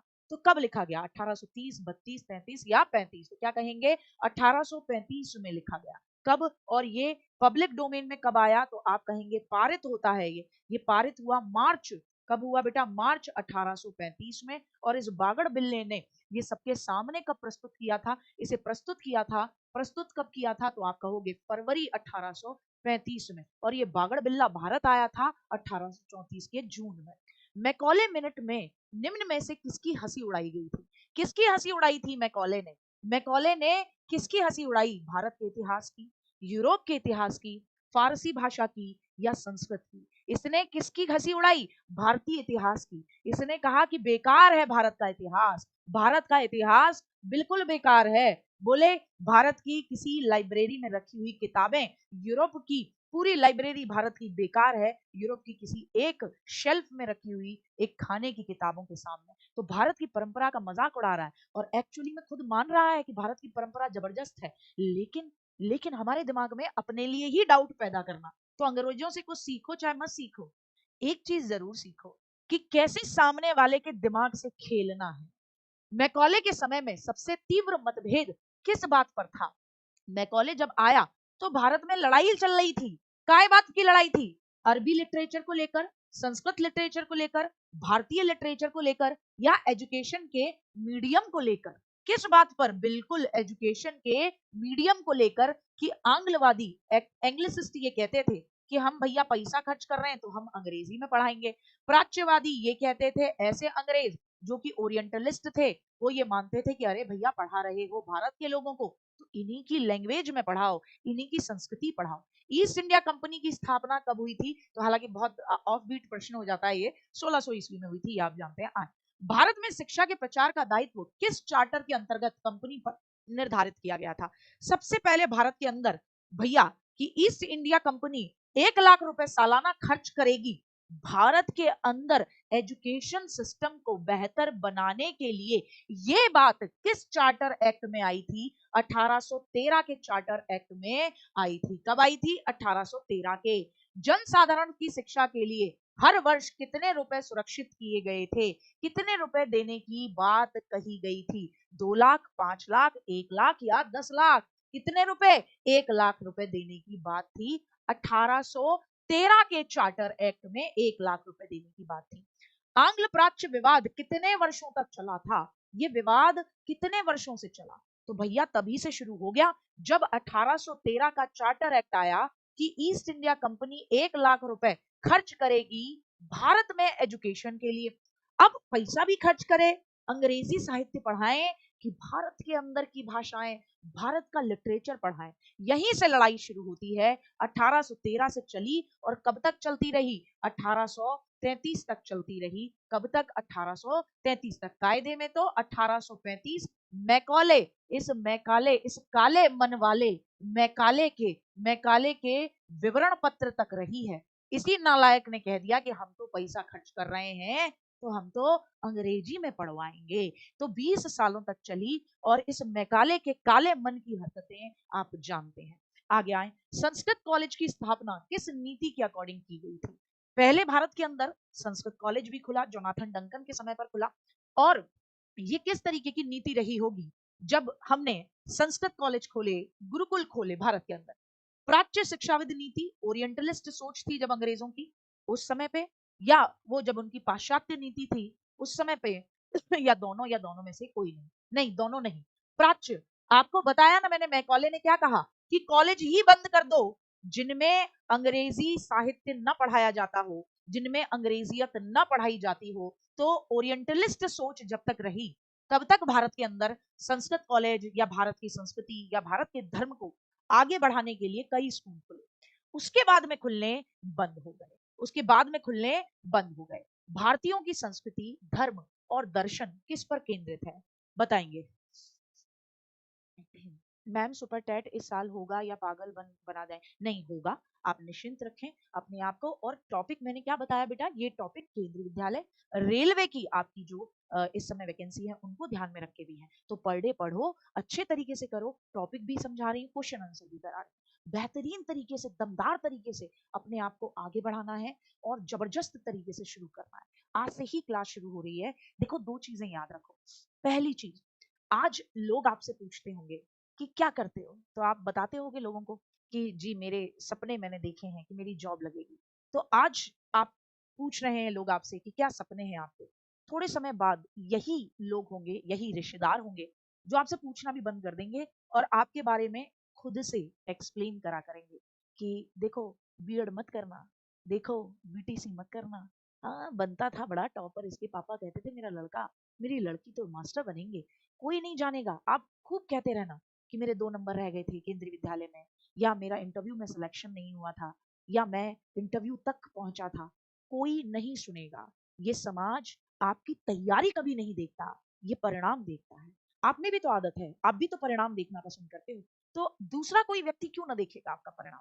तो आज जो वक्त है ना, उस वक्त को अपने सपनों को पाने के लिए प्रॉपरली झोंक दो। यकीन मानो, अभी ये जो आगाज है ना, इसमें बातचीत ना हो, एक दूसरे के फालतू की बातें, एक दूसरे के कि तुम कैसे हो और तुम ऐसे हो, ये ना हो। मतलब करेंगे, ऊधम भी करेंगे, बातचीत भी करेंगे, लेकिन ऐसा पढ़ेंगे रोज की रोज कि जितना पढ़ेंगे कंक्रीट पढ़ेंगे, मजा आ जाए एकदम। ऐसा तैयारी को इतना दमदार कर देंगे कि सामने वाले को लगने लगेगा कि भाई वाह क्या बात है। जैसे ही मौका आएगा तुरंत के तुरंत वैकेंसी आएगी, हम अपनी तैयारी में इतना मशरूफ होंगे तो फिर हम बताएंगे कि हम क्या कर रहे थे, फिर परिणाम दिखाएंगे हम। तो परिणाम के लिए बहुत जरूरी है, परिणाम के लिए बहुत जरूरी है। तो बताएंगे भारतीयों की संस्कृति, धर्म और दर्शन किस पर केंद्रित है? तो भैया प्राच्य साहित्य में, यानी ओरिएंटलिस्ट में, है ना, ओरिएंटलिस्ट में ये वो कराऊंगी, है ना। क्वालिटी खराब हो, देखो मैं उसमें बिलीव नहीं करती कि मैं एक्सेसिव प्रेशर में रहूं और एक्सेसिव प्रेशर में मैं ये कह दूं कि नहीं नहीं बैच बेचना है, और बेचने के चक्कर में मैं क्या कर दूं और तुम्हें कह दूं कि ले लेना भैया बैच लेना, और फिर उसके बाद में मामला क्या रहे कि सिलेबस कंप्लीट नहीं हुआ या अन्य चीजें। तो बेहतर क्या है कि जितनी आपकी संभावना है उसको लेकर, क्योंकि बहुत जल्द आपका केंद्रीय विद्यालय और बहुत जल्द सुपर टेट आएगा, तो मुझे वहां फोकस करना है आपके लिए, ठीक है ना। हाँ, तो मैं, हाँ बिल्कुल, साइकोलॉजी स्पेशल क्लासेस तो बिल्कुल कराऊंगी, बहुत बेहतरीन तरीके से कराऊंगी। पूरा सिलेबस दिखाया करूंगी कि ये पढ़ रहे हैं और मेरे साथ पढ़ने के बाद इनको तुम्हें अलग से करने की जरूरत नहीं पड़ेगा, ठीक है ना। तो ऐसा वाला मामला करा दूंगी। हाँ, अब आता है वुड का घोषणा पत्र, Magna carta of Indian education, यानी भारत की शिक्षा नीति का ऐसा घोषणा पत्र जिसने कि पूरा का पूरा परिवर्तन ही करके रख दिया भारत के अंदर शिक्षा नीति के अंदर। 1854 में चार्ल्स वुड एक घोषणा पत्र लेकर आता है जो कि भारत की एजुकेशन का क्या कहा जाता है, मैग्ना कार्टा। क्या कहा जाता है? भारत की एजुकेशन का मैग्ना कार्टा जिसे कहा जाता है। क्या होता है मैग्ना कार्टा का मतलब? जो बहुत बड़ा परिवर्तन ला दे एक तरीके से भारत की एजुकेशन का संविधान। तो यहां पर क्लियर होता है कि भारत के अंदर शिक्षा का उत्तरदायित्व कंपनी या सरकार पर रहेगा और जन शिक्षा विभाग की स्थापना होगी जो कि भारत के अंदर शिक्षा कैसे होगी इसको देखेगा। किसकी स्थापना? जन शिक्षा विभाग की स्थापना होगी। इस शिक्षा नीति में भारत के कंपनी शासित जितने भी प्रांत हैं उसमें इस शिक्षा नीति में भारत के कंपनी शासित सभी प्रांतों में जन शिक्षा विभाग जो है, यानी अंग्रेज जिस जिस भारत के प्रांत पर कब्जा करके बैठे थे उन सभी प्रांतों के अंदर डिपार्टमेंट ऑफ पब्लिक इंस्ट्रक्शन की स्थापना होगी। यानी भारत के अंदर एक तरीके से किसकी सामान्य दिशा निर्देश देने के लिए विभागों की स्थापना होगी हर राज्य में। यह भी घोषणा की गई कि इस विभाग का जो सबसे सुपीरियर अधिकारी होगा वो होगा डायरेक्टर ऑफ पब्लिक इंस्ट्रक्शन, जन शिक्षा निदेशक। कौन होगा? जन शिक्षा निदेशक होगा। और ये जो जन शिक्षा विभाग होगा उसकी स्थापना हर प्रांत में होगी और इसका हेड होगा जन शिक्षा निदेशक। ठीक साहब? अच्छा जी। अब आगे बात होती है इसी डिपार्टमेंट में जन शिक्षा विभाग में ही निरीक्षक होंगे, ऑब्जर्वर और लिपिक होंगे, यानी सेक्रेटरीज होंगे एक तरीके से। वर्ष के अंत में हर एक राज्य को अपने राज्य में शिक्षा की कैसी प्रगति हुई इसकी रिपोर्ट सामने प्रस्तुत करनी होगी। तो भारत के अंदर एजुकेशन सिस्टम को प्रॉपर रखने के लिए 1854 में चार्ल्स वुड के समय पर एक प्रॉपर तरीके का भारत का जन शिक्षा विभाग ही बना दिया गया हर प्रांत में। और हर प्रांत से रिपोर्ट जाएगी कि भैया एजुकेशन की प्रगति कैसी चल रही है। और इन सभी स्कूलों को, विद्यालयों को ग्रांट देने के लिए, विद्यालयों को क्या देने के लिए? अनुदान देने के लिए, यानी उनको पैसा देने के लिए एक विभाग खोला जाएगा, यानी अनुदान प्रणाली के लिए एक अलग से विभाग खोला जाएगा। चार्ल्स वुड का जो एजुकेशन को लेकर मैग्ना कार्टा था वो बहुत स्पष्ट था। उसने भारत के अंदर की एजुकेशन पॉलिसी को बहुत सिस्टमैटिक कर दिया बेटा। पहले सिस्टमैटिक मामला था नहीं। पहले क्या था? स्कूल खुल गए, पैसा जल रहा है, किसी ने कह दिया मैं हूं जैसे पैसे वाला व्यक्ति, हमें एक अंग्रेजी स्कूल खोलना है। ठीक है, मेरी अंग्रेजों से थोड़ी अच्छी यारी दोस्ती है, पैसा मिल गया, स्कूल खोल दिया। तो कहा यार स्कूलों की प्रगति देखने के लिए भी तो एक विभाग बनाओ, तो जन शिक्षा विभाग बना। और कहा कि भैया शिक्षा के चारों लेवल पर काम होगा भारत के अंदर। चार्ल्स वुड के घोषणा पत्र में होता है ये कि primary school, middle school, high school और यूनिवर्सिटीज, इन सब की सिस्टमैटिक तरीके से आप स्कूलों का क्या करो, चारों स्तर के विद्यालयों को, चारों स्तर के एजुकेशन के संगठनों को सुधारो। क्या करो? चारों लेवल के संगठनों को सुधारो, primary level, middle level, high school level, college और फिर ऊपर विश्वविद्यालय लेवल भी। और कहा कि हमारा उद्देश्य वही है जो मैकॉले काले आदमी का था। तो चार्ल्स वुड भी बोला कि हमारा उद्देश्य यही है कि हमें भारत के लोगों को अंग्रेजी पढ़ाकर क्या बनाना है? हमारी अंग्रेजी हुकूमत की सेवा के लिए कर्मचारी बनाना है। तो उतना पढ़ाओ कि इनकी बुद्धि हमारे नौकर जितनी रहे। भारतीयों को पश्चिमी देश का ज्ञान विज्ञान से परिचित कराओ, उन्हें भौतिक उन्नति बताओ कि देखो हमारे यहाँ कितनी अच्छी अच्छी डेवलपमेंट है, देखो तुम्हारे यहाँ क्या है, ताकि इन्हें अपने यहाँ पे यही लगे हाँ वास्तव में अंग्रेज जो आए हैं इन्होंने हमें कितनी सही चीजें बताई हैं, है ना, हम तो एकदम ही बेकार हैं। तो क्लर्क जैसी सोच बना दे। ठीक है, भारतीयों के जीवन के स्तर को ऊंचा उठाना, भारत में अंग्रेजी माल की मांग बढ़ाना। अब देखो मैकॉले क्या कहता था, इनको तोड़ना, एजुकेशन सिस्टम तोड़ो। ये क्या कह रहा है चार्ल्स वुड कि यार इनके ना दिमाग में ऐसा चस्का चढ़ाओ अंग्रेजियत का कि ये हमारे जैसे बनने की सोचे।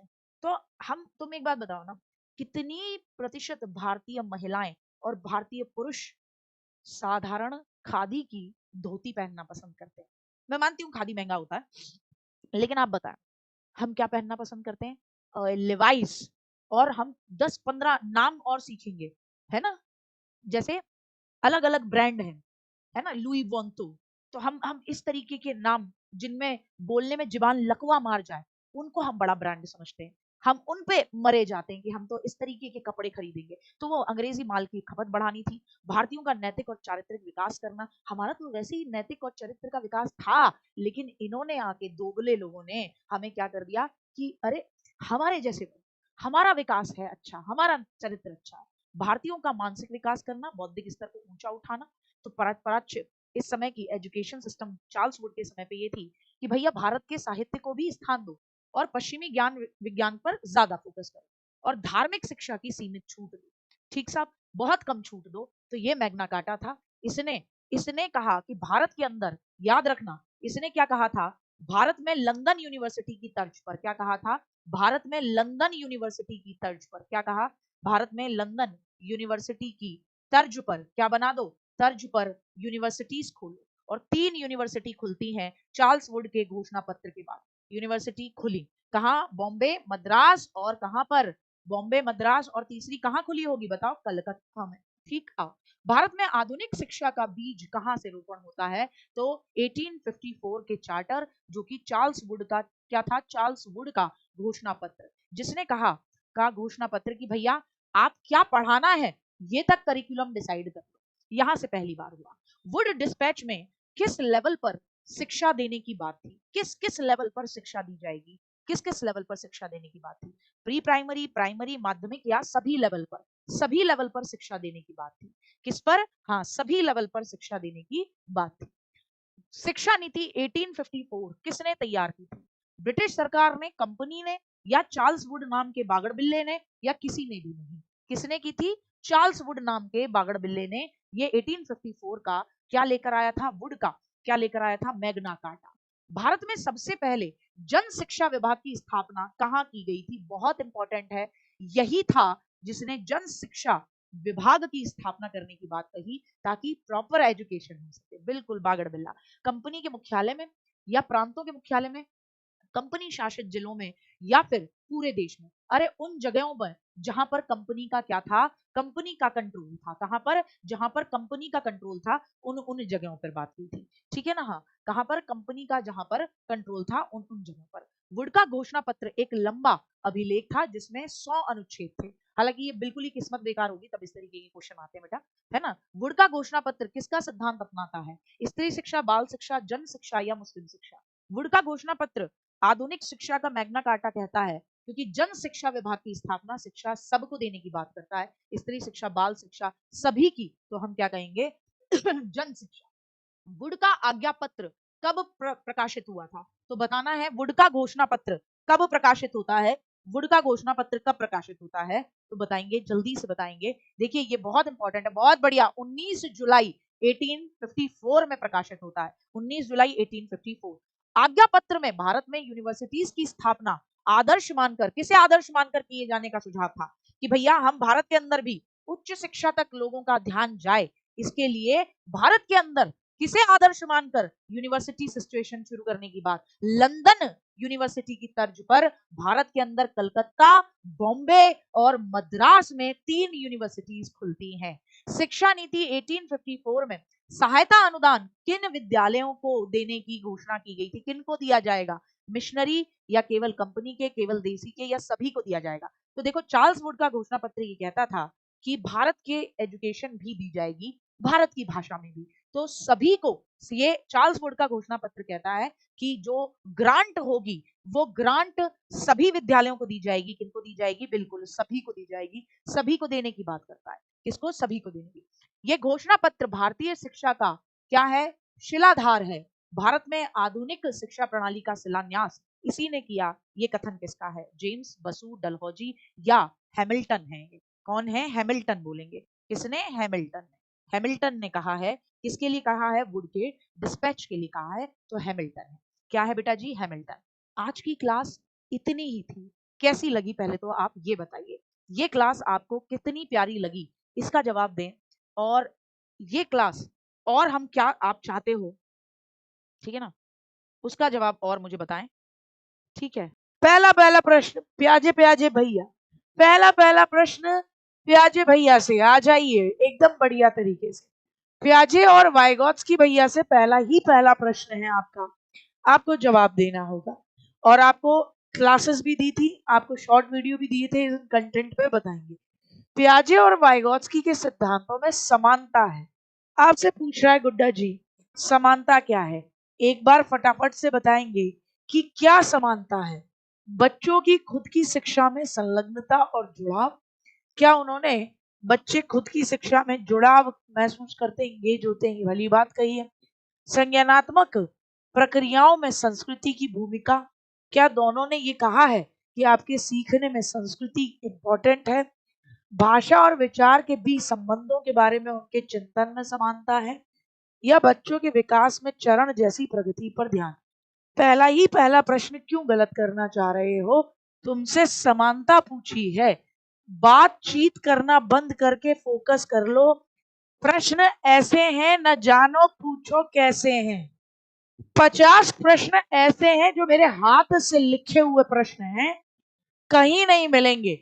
और वो प्रश्न ऐसे हैं जो एकदम ताता थैया हाय री मोरी मैया ये मुंह से निकलवा देंगे तुम्हारे कि क्या कर दिया। जिसने भी सी बताया गलत है।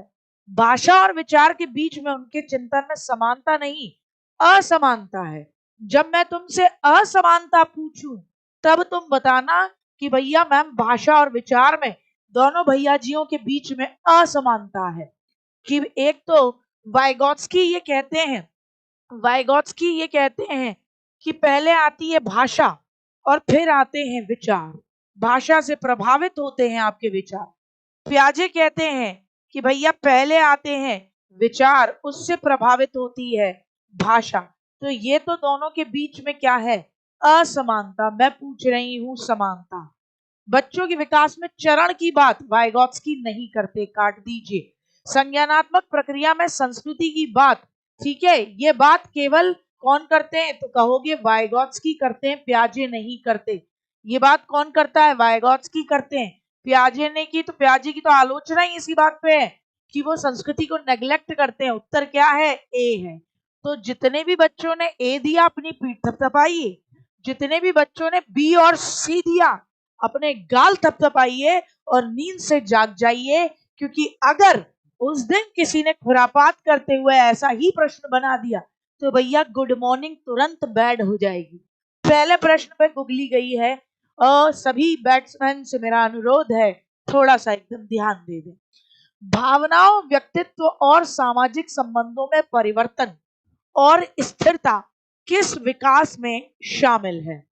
आपसे पूछ रहे हैं changes and stability in emotion. Change करना इमोशन में, stability, personality and social relationship किस में आएगा? Psycho social development, cognitive development जिसे बोलते हैं मेंटल डेवलपमेंट, व्यक्तित्व विकास या भावनात्मक विकास। देखिए, आपके भावनाओं, आपकी इमोशन की बात है, पर्सनालिटी की और सामाजिक संबंध, ये आते हैं आपके साइको सोशल डेवलपमेंट में। किस में आते हैं? साइको सोशल डेवलपमेंट में आएगा। क्यों आएगा? सामाजिक संबंधों में परिवर्तन हो गया, भावनाओं में परिवर्तन हो गया। एरिक एरिक्सन भैया क्या कहते हैं कि भैया आपके जिस तरीके के अनुभव होंगे, आपके इमोशन बदलेंगे, आपके सामाजिक संबंध बदलेंगे, उनमें परिवर्तन, उनमें स्थिरता, ये सब आपके साइको सोशल डेवलपमेंट पर डिपेंड करेगा। इवन आपका व्यक्तित्व भी इसी बात पर डिपेंड करेगा। कौन बच्चा कह रहा है दिख नहीं रहा? एक बार थम्स अप करके बता दो, क्योंकि मुझे तो बढ़िया दिख रहा है। किसको नहीं दिख रहा ये आती हुई बॉल? कौन है जो नींद का मारा है अभी? उठो लाल अब आंखें धो लो। है, एकदम क्वेश्चन लाई हूं, अब तो आंखें खोलो। हाँ दिख रहा है ना सब? जिसको नहीं दिख रहा उठो, आंखें खोलो, देखो 14 दिन बाद ही प्रश्न कि भैया कौन सा मैच हो रखा है सही से। तो बेशक मानक मूल्यांकन तुलना करता है, रैंकिंग करता है, गलत है, ये बात गलत है, लेकिन करता तो यही है ना। तो नेचर के हिसाब से मैच करना था ना। इसीलिए तो बोलते हैं कि हमेशा पॉजिटिव और नेगेटिव से अलग जाकर बुद्धि का प्रयोग करके क्या थोड़ा क्वेश्चन भी पढ़ना सीखो कि पूछ ही क्या रहा है तुमसे। तुमसे ये नहीं कर रहा कि मूल्यांकन सबसे अच्छा कौन सा होता है, तुमसे साफ पूछ रहा है कौन सा सही से मैच हो रखा है। तो बात को समझो। तो जो भी इधर उधर झांका झांकी कर रहा है, जो भी इधर उधर अभी भी नींद के आगोश में, जागो। ऐसे आई ओपनिंग प्रश्न है, न जानो पूछो कैसे आई ओपनिंग प्रश्न। आ जाओ। स्कूलों को उस ढांचे के भीतर काम करना चाहिए जो तैयार उत्पाद और सीखने के परिणामों का आकलन करते हैं। कह रहे हैं स्कूल उस ढांचे के अंदर काम करे जो तैयार उत्पाद और सीखने के परिणाम का आकलन करे। यानी स्कूल किसका आकलन करे कि भैया उत्पाद प्रोडक्ट क्या निकला, प्रोसेस ना देखे बालक की, क्या देखे, प्रोडक्ट देखे कि नंबर कैसे आ रहे हैं, कि भैया बढ़िया कर रहा है कि नहीं, और सीधे परिणामों का आकलन करे। क्या ये बात सच्ची मुच्ची सही लगती है, भैया मुझे तो ये बात गलत लगती है तो काट दो। अब देखो गलत में कौन सा है, जहां ए गलत है। उत्तर तुम्हारा बी है। ठोको ताली, बजाओ अपनी अपनी पीठ पर दो शाबाशी। सीखना पक्के तौर पर सीक्वेंशियल और पदानुक्रमित है।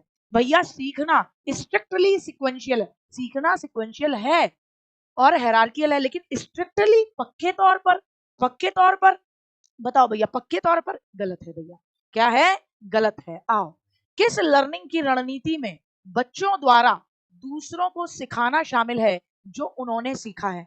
और भैया हिंट देती हूँ वाइगॉट्स की, ठीक है ना, और हिंट देती हूँ वाइगॉट्स की, देखना कि बच्चों द्वारा दूसरे बालकों को सिखाना है जो उन्होंने सीख लिया और दूसरा बालक बेचारा सीख नहीं पाया।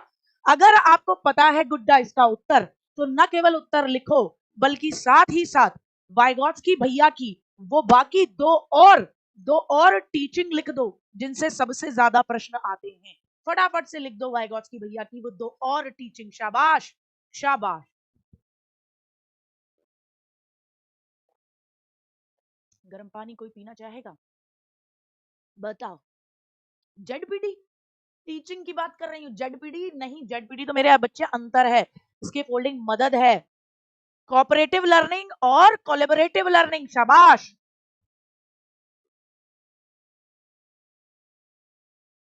लगता है शॉर्ट वीडियो देखी नहीं है, लगता है शॉर्ट वीडियो देख नहीं रहे हो, देख लो बेटा जी, शॉर्ट वीडियो जाके देखो। किस, और एक नहीं 10-10 बार देखो, 5-5 10-10 मिनट की कितना समय जाता है, एक एक नंबर अपनी झोली में आता हुआ दिखता है तो देखने में क्या बुराई है उसको। सेंसिटिव टाइम या सेंसिटिव पीरियड, वो पीरियड है, मैंने आपको बताया था सेंसिटिव पीरियड, मैंने आपको मैराथन के अंदर, कंटेंट की मैराथन में सेंसिटिव पीरियड से संबंधित 3 से 4 जो बढ़िया बढ़िया डेफिनेशन आपकी आई हुई है वो आपको बताई थी कि सेंसिटिव पीरियड वो समय होता है जब आपका विकास सबसे अधिक होता है और ब्लैंक से प्रभावित होता है। ब्लैंक से बोले तो पर्यावरण से प्रभावित होता है। यानी उस दौरान अगर बढ़िया लोग मिल गए तो मामला एकदम जबरदस्त हो जाएगा। बढ़िया बढ़िया पर्यावरण मिल गया। किशोरावस्था का समय भी सेंसिटिव संवेदनशील अवधि है सीखने की। मित्र अच्छे मिल गए तो एकदम बढ़िया आनंदित, और अगर मित्र अच्छे नहीं मिले तो क्या रहेगा, आओ भैया सुट्टे पे बैठे हैं, आओ भैया उधर बैठे हैं, ये वाला मामला। सेम शैशवावस्था यानी इन्फेंसी भी बहुत सेंसिटिव पीरियड है। पर्यावरण कैसा मिल रहा है, कितना आप ध्यान दे रहे हो, कितना आप उसको सीखने में इन्वेस्ट कर रहे हो, ये कुछ पर्यावरणीय कारक विशेष रूप से आपके जनरल डेवलपमेंट के लिए महत्वपूर्ण कारक होते हैं। वंशानुगत कारक नहीं कहे जाएंगे क्योंकि हेरिडिटी से जो बिल्ट होना होता है ना हमारे अंदर, वो जब हम दुनिया में आए तभी बिल्ट हो जाता है। ठीक साहब। उत्पत्ति मूलक कारक का मतलब जेनेटिक फैक्टर सेम पहले ही काम कर चुके हैं। और मानव जाति कारक एंथ्रोपोलॉजिकल फैक्टर्स, ऐसे कोई प्रोलॉजिकल फैक्टर तुम्हारे अंदर आने के बाद नहीं काम करेंगे। आए एशियाई संस्कृतियों में जो सामाजिक सद्भावना पर जोर देते हैं, एशिया यानी भारत पाकिस्तान, इधर उरी बाबा कैसा नाम ले लिया मैंने सुबह सुबह, लाहौल विला कुव्वत, अल्लाह माफ करे मुझे, जाना है उसके घर में रोटी नहीं है तो रोटी देके आनी है। और हमारे यहाँ ये कहा जाता है क्रोध की अभिव्यक्ति को हतोत्साहित किया जाता है, गुस्सा नहीं करना बेटा, गुस्सा नहीं करना रे, गुस्सा नहीं करना। और शर्म को प्रोत्साहित किया जाता है, बड़े बैठे हैं बेटा पापा जी के सामने इतनी तेज आवाज में नहीं बोलना, धीमे बोलो, तुमसे बड़े हैं, कह दिया तो कह दिया। किया जाता है कि नहीं किया जाता भैया, किया जाता। ये सच्चाई है कि एशियाई संस्कृतियों में हम सामाजिक सद्भावना पर जोर देते हैं और क्रोध की अभिव्यक्ति को हतोत्साहित करते हैं और शर्म जैसी भावनाओं को प्रोत्साहित करते हैं। भावनाएं व्यक्तिपरक हैं, हर व्यक्ति की भावना अलग होती है और सीखने में कोई भूमिका नहीं निभाती ये कहता। पहला सही दूसरा गलत, तो उत्तर है ए। क्या आप इस बात से सहमत नहीं है कि हमारे देशों में, है ना, हमारी ये एशियाई कल्चर नहीं है कि बड़े बैठे हैं तो एक दो बात बच्चा सुन के निकल जाता है, जब बहुत ही ज्यादा एकदम सिर से तांडव हो जाता है कि फूफा जी एकदम ही फूफ मार दिए हैं, तब बच्चा कहता है कि हाँ तो नहीं करता, और वो भी नजरें नीची करके बोलता है। अगर बच्चा बोल भी कभी जाता है, उधर से पापा की चलती हुई चप्पल आती उड़ती, बोले नालायक, फूफा जी के सामने ऐसे बोल रहा है, तो बोल दिया, यूं यूं यूं करके पिटता हुआ। ये सच्चाई है कि क्रोध की अभिव्यक्ति को हमारे यहाँ हतोत्साहित और शर्म को प्रोत्साहित किया जाता है। ए लग रहा था लेकिन दीदी बी लगा दिए, तो कौन बोलेगा? मुझे बताओ, ये कौन बोलेगा? है बताओ मुझे, ये कौन बोलेगा कि तुम्हारे अंदर की अंतर अभिव्यक्ति जो बोले उसको लगाओ, दूसरे बी पे जा रहे हैं तो तुम बी पे क्यों जा रहे हो? ठीक है ना? हाँ, क्लियर हो गया? हाँ हाँ, बिल्कुल बिल्कुल, ये वाला मामला। समावेशी कक्षाओं में, समावेशी इंक्लूसिव क्लासेस में अलग अलग भिन्नताओं के अकॉर्डिंग विभेदित निर्देश, इंडिविजुअल इंडिविजुअल इंस्ट्रक्शन या डिफरेंशिएटेड इंस्ट्रक्शन दिए जाते हैं बच्चे के बीच, यानी क्योंकि बच्चे अलग अलग हैं तो इंस्ट्रक्शन भी विभेदित दिए जाएं, अलग अलग दिए जाएं। बच्चे के बीच हर तरह की विभिन्नता को दूर करने का लक्ष्य रखा जाए, को पहचानना चाहिए कि हर बच्चा एक ही दर से और एक ही समय में सीखेगा। मैं विशेष बच्चों की जरूरतों को पूरा करने के लिए एक अलग शैक्षिक कार्यक्रम पेश किया जाना चाहिए। देखिए भैया, मैंने हमेशा बोला है, जब भी आए कि विभिन्नता को दूर करो, जब भी आए कि भैया व्यक्तिगत विभिन्नता को समाप्त करो, गलत शब्द ये मैं बताते बताते कम से कम हजारों बार बताते बताते पागल हो गई, लेकिन फिर भी ये गलती करने वाले करते ही हैं। अरे भाई, समावेशी कक्षा में अलग अलग भिन्नताओं के अकॉर्डिंग अलग अलग निर्देश, विभेदित निर्देश दिए जाते हैं। या तो हर बार नया बच्चा होता है तो उसको पता नहीं होता कि भैया समावेशी शिक्षा में जब भी आए भिन्नता को समाप्त करना या भिन्नता को दूर करना तो वो गलत है, उसको सही नहीं माना जाएगा। या तो हर बार नया बच्चा है जो गलती कर रहा है। बताना जरा, ये जिन्होंने भी गलती करी वो नए वाले बच्चे हैं या पुराने वाले बच्चे हैं, जो जिनको पहले से मैंने कईयों बार ये वाली बात बताई है, प्रैक्टिस सेट में भी, मैराथन में भी। बताएं जरा जल्दी से बताएं। ये बी वाले भी कुछ थे, तो बी वाले नए वाले हैं? जल्दी से एक बार राइट हैंड ऐसे कर दो कि दीदी हम नए वाले हैं, नए हैं, इसीलिए हमको ये वाली बात नहीं पता, इसलिए हमसे गड़बड़ी हो गई, आगे से नहीं करेंगे। और पुराने वाले हैं तो भैया तुम्हें लाओ मांझ देते हैं अभी अभी, ताकि तुम्हारे दिमाग में जो गलत स्कीमा है वो ठीक हो जाएगा। जीन पियाजे के अकॉर्डिंग चिन्हों के लिए चिन्हों का प्रयोग करने की क्षमता, गौर फरमाएं भैया, जीन पियाजे के अकॉर्डिंग सिंबल्स के लिए सिंबल्स का यूज करने की क्षमता, जैसे कि अक्षर एक्स को अज्ञात अंक मानने की क्षमता खाली स्थान के दौरान विकसित होती है। यहाँ बताओ कौन सी अवस्था के दौरान, और ये बच्चों को क्या सीखने में मदद करेगी? बताएंगे भैया, बच्चों को क्या सीखने में मदद करेगी? भैया, चिन्हों के लिए चिन्हों का प्रयोग, जबरदस्त तरीके का मैथ्स, यानी एक्स मान लिया जाए कि माना कि राम को श्याम से मिला धन एक्स था, या माना कि सीता जी ने जो रावण को जो पैसा उधार दिया वो एक्स था, इतने रुपए की ब्याज है। तो भैया यहाँ आपसे कहा जा रहा है कि क्षमता के खाली स्थान के दौरान विकसित होती है। तो हम ये जो माना कि एक्स लगाते हैं मैथ्स में, वो कब आएगा? तो भैया वो आएगा फॉर्मल ऑपरेशनल में, और ये बच्चे को मदद करेगा किसमें? बीज गणित और गणना में, यानी एलजेब्रा और कंप्यूटेशन सीखने में मदद करेगा। अब देखो भैया, ब्रूनर से भी इसको समझा जा सकता था। कैसे समझा जा सकता था? जरा मुझे बताओ, ब्रूनर भैया की 3 स्टेज आप बताएंगे जल्दी से। ब्रूनर भैया की 3 स्टेज है। पहली है जिसे बोलते हैं क्रियात्मक, इनएक्टिव, क्या बोलते हैं पहली स्टेज को भैया की को? इनएक्टिव। दूसरी को बोलते हैं आइकॉनिक, और तीसरी को बोलते हैं सिंबॉलिक, जिसमें प्रतीकों का नहीं चिन्हों का प्रयोग होता है। सिंबॉलिक, अरे यार सिंबॉलिक कैसी खतरनाक होगी, सिंबॉलिक, ठीक है सिंबॉलिक, ठीक सिंबॉलिक। और यहाँ सिंबल की ही बात हो रही थी, अंतिम स्टेज की बात हो रही थी, ऐसे भी मिलाया जा सकता था, जैसे भी मिलाना चाहो। एक प्रगतिशील क्लास में आकलन कैसा होगा? अब बताओ, अच्छे वाले आकलन का गुण बताना है कि एक प्रगतिशील क्लास में आकलन क्या होगा। आकलन मानक संदर्भित होगा। मानक संदर्भित तो सबसे गंदा होता है, क्योंकि ये क्या बताता है? ये रैंक कर बताता है कि बच्चे की कितनी रैंक है, ये तुलना करता है। गतिशील होगा, गतिशील डायनेमिक होगा, उद्देश्यपूर्ण होगा, योगात्मक भी नहीं होगा। अब इन दो में से क्या लगाते हो? उद्देश्यपूर्ण होगा या गतिशील होगा? आराम से बताने का, आराम से बताने का रे बाबा, आराम से बताने का। बिल्कुल, प्रगतिशील क्लास में आकलन गतिशील होगा। आकलन गतिशील होगा मतलब आकलन ऐसे चल चल के जाएगा। अभी यहाँ खड़ा है आकलन, फिर यहाँ खड़ा होगा, हेलो, फिर यहाँ खड़ा होगा। आकलन गतिशील होगा मतलब कई तरीके का आकलन होगा, रिजिड नहीं होगा, यानी लचीला आकलन होगा। क्या कहोगे? लचीला आकलन होगा। हर बच्चे की जरूरत के हिसाब से होगा। कैसा होगा? तो आप कहोगे हर बच्चे की जरूरत के अकॉर्डिंग होगा। कैसा होगा? तो आप कहोगे हर बच्चे की जरूरत के अकॉर्डिंग होगा। कैसा होगा? हर बच्चे की जरूरत के अकॉर्डिंग होगा, ऐसा होगा। ठीक साहब, क्लियर हो गया? आगे बढ़ो। आपको अब कह रहे हैं वो कोई उद्देश्यात्मक निश्चित क्षण नहीं होता जब कोई बच्चा आपकी मिडिल चाइल्डहुड या अडोलसेंस में प्रवेश करता है। कह रहे हैं वो कोई एक निश्चित समय नहीं होता, वो कोई एक निश्चित समय नहीं होता, वो कोई निश्चित क्षण नहीं होता जब आप एक पर्टिकुलर मिडिल क्लास या आप एक पर्टिकुलर एडोलसेंस में एंट्री मारते हो। आप मेरी बात से सहमत हो या नहीं हो कि आज रात 12 बजे तक ये बच्चा अर्ली चाइल्डहुड वाला, एग्जैक्ट 12 बजे ये बच्चा मिडिल चाइल्डहुड वाला हो जाएगा। इधर 12 बजे 1 मिनट हुआ, तुरंत बोला गया ए चित्रगुप्त इसमें मिडिल चाइल्डहुड वाली सारी विशेषताएं इसको प्रदान करो। और चित्रगुप्त कह रहे हैं ओम बट्टे स्वाहा, और तुरंत सारी विशेषताएं आ गई। ऐसा तो नहीं होता। तो ये बात तो सही हो गई कि वह कोई उद्देश्यात्मक निश्चित क्षण नहीं होता जब कोई बच्चा बाल्यावस्था में या किशोरावस्था में प्रवेश करता है। तो बात तो सही कह रहे हैं। विकास प्रकृति में निरंतर होता है, हाँ, क्योंकि कोई पर्टिकुलर टाइम नहीं है कि इस स्टेज में अब इस स्टेज में, निरंतर होता है। दोनों सत्य हैं विद द सही स्पष्टीकरण। जिसने भी बी बताया ठोको ताली, बढ़िया, अपनी पीठ थपथपाएं। हाँ, एक चीज तो बताना ही भूल गई मैं आप लोगों को, अपनी कॉपी और पेन लेकर बैठिए। जो प्रश्न गलत हो आपके तो उनका क्वेश्चन नंबर लिख लीजिएगा, उन्हें दोबारा देखिएगा और अच्छे से उनको रिवाइज कीजिएगा। अच्छा बेटा मैं हट जाऊंगी, मैं साइड हो जाऊंगी, थैंक यू, सॉरी, ठीक है, कोई दिक्कत नहीं, मैं हट जाऊंगी बेटा, इधर हो जाऊंगी। एक माध्यमिक स्कूल टीचर बच्चों को कंसेप्ट और वास्तविक दुनिया के अनुप्रयोगों के बीच संबंध बनाने में मदद करके मीनिंगफुल लर्निंग को सक्षम बनाना चाहता है।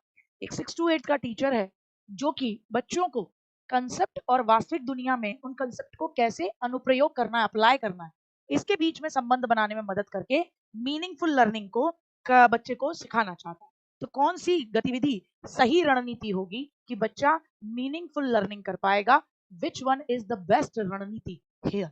बच्चों को छोटे ग्रुप में वर्तमान मुद्दों पर रिसर्च करने दे और कहे कि बेटा जो तेरा कंक्लूजन हो उनको पूरा ग्रुप क्लास के सामने लेकर आए। बच्चों को नियम और परिभाषाएं याद करने दे, याद करना रॉन्ग। बच्चों को एमसीक्यू प्रश्नों के साथ वर्कशीट दे। आप बच्चे का टेस्ट ले रहे हो जो कि ठीक नहीं है, क्योंकि आप एमसीक्यू में कितना रिजल्ट आया उस पर ध्यान दोगे। बच्चों को उद्दीपक अनुक्रिया अनुबंधन की विधि से सीखने को कहे, अगेन गलत। तो क्या रहेगा? बच्चों को छोटे समूहों में वर्तमान मुद्दों पर रिसर्च करने के लिए दे, शोध करने के लिए दे। लेव वाइगोत्स्की के अकॉर्डिंग बच्चे खाली स्थान के साथ किसके साथ इंटरैक्शन के अनुभव से फायदे में आते हैं? बच्चे किसके साथ इंटरैक्शन करें कि बच्चे को फायदा हो और उन कामों को कर पाए जो कि उसके जेडपीडी यानी कि उसके समीप दूराभिमुख विकास के क्षेत्र के बाहर है या अंदर।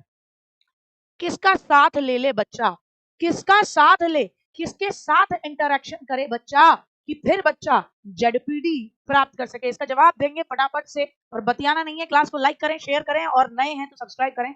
मैं 1 मिनट में आती हूँ, भाई को दवाई दी।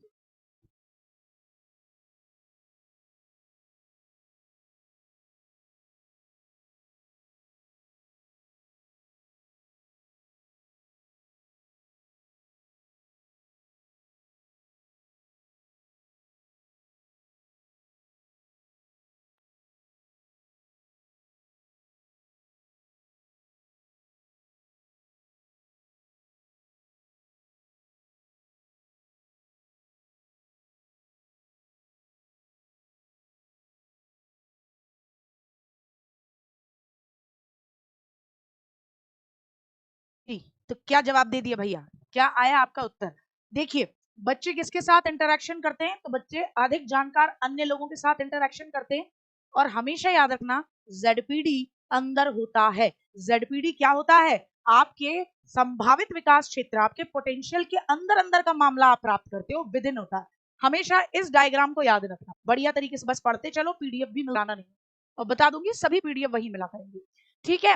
आ जाओ, डिसलेक्सिया क्या है? डिसलेक्सिया कैसी स्थिति है जो बच्चों की खाली स्थान की क्षमता को प्रभावित करती है? बताइए भैया, डिसलेक्सिया, डिस्ग्राफिया, ये सब क्या है? मैंने आपको बताया था कि जितनी भी ये आपकी लर्निंग डिसेबिलिटी है, ये सब क्या होती हैं, ये सब किससे जुड़ी हुई होती हैं? तो आप बताएंगे डिसलेक्सिया कैसी स्थिति है जो बच्चे की कौन सी क्षमता को प्रभावित करती है।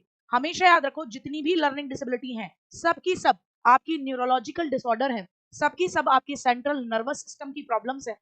और डिसलेक्सिया में आपको पढ़ने में दिक्कत होती है तो ध्वनात्मक प्रसंस्करण में दिक्कत होती है, आप ध्वनियों को, साउंड को, चित्रों को जोड़ नहीं पाते, तो यहाँ दिक्कत होती है इसमें। संवेदी नहीं है। संवेदी होती तो आपके मूवमेंट में दिक्कत, गति संवेदी गतिक होती, उसमें दिक्कत वाला मामला रहता है। आए भैया, निम्नलिखित में से कौन एक समावेशी कक्षा का उदाहरण नहीं है? आपको बताना है which is not the example of inclusive education. कहां पर दिख रहा है कि इंक्लूसिव एजुकेशन के जो मेन उद्देश्य होते हैं उनको फॉलो नहीं किया जा रहा? Not the example. प्रतिस्पर्धी लोकाचार को प्रोत्साहित करना, कॉम्पिटेटिव इथोस यानी कंपटीशन बढ़ाना। भैया कंपटीशन नहीं बढ़ाता तो प्रतिस्पर्धा कंपटीशन को काट दीजिए, यकीन मानिए बहुत गंदा है। विविध दृष्टिकोणों का यानी different different diverse point of views को साथ में लेकर चलना, ये होता है। उचित आवास का पालन करना यानी रीजनेबल अकोमोडेशन, ऐसा हो कि हर बच्चा आसानी से स्कूल की बिल्डिंग में आ सके, हर बच्चे की जरूरत के हिसाब से अलग अलग निर्देश, सब सही है। और हमसे पूछा नहीं गया था तो हमारा उत्तर क्या है? ए हमारा उत्तर है। ए हमारा उत्तर है, क्योंकि हमसे क्या पूछा गया है? नॉट पूछा गया है, तो हमने ए उत्तर दिया। यहाँ एक चीज याद रखनी है गुड्डा, हम क्या करते हैं जनरली एग्जाम टाइम पे क्या होता है, स्किप हो जाता है। हम नहीं को हाँ पढ़ जाते हैं, हाँ को नहीं पढ़ जाते हैं। तो क्या करना, पेंसिल मिलती है, बाकी तो अलाउ नहीं करते हैं, बट आपके पास अपनी अपनी पेंसिल होती है, तो पेंसिल से ना नहीं पूछा गया है ऐसी चीजों को सर्किल कर लिया करना कि मुझसे नहीं पूछा जा रहा है तो मुझे नहीं का ही जवाब देना है। एक टीचर ने नोटिस किया कि उसका एक बच्चा बहुत ज्यादा विचलित है, बहुत ज्यादा बच्चा क्या है, विचलित है, और उसे क्लास के दौरान फोकस करने में परेशानी होती है। बच्चा बहुत ज्यादा विचलित है, क्लास के दौरान ध्यान देने में परेशानी होती है, तो कौन सी रणनीति बच्चों को केंद्रित रहने में मदद करने के लिए एक इफेक्टिव रणनीति होगी? इफेक्टिव रणनीति कौन सी होगी बताना भैया आपको। कि भैया बहुत ज्यादा बच्चा विचलित रहता है, क्लास के दौरान उसे दिक्कत होती है, बहुत ज्यादा विचलित है, आप कहोगे मम्मी पापा को बुलाकर उसके खिलाफ सख्त अनुशासनात्मक डिसिप्लिनरी कार्यवाही करोगे कि भैया ये बेकार है, ये बच्चा आपका देखो बदतमीजी करता है। बच्चे को क्लास के दौरान बार बार काम करने के लिए दे दोगे, ये कर, चल तेरा काम ये है, बच्चा कहेगा मैम हो गया, ये ले अब ये वाला कर।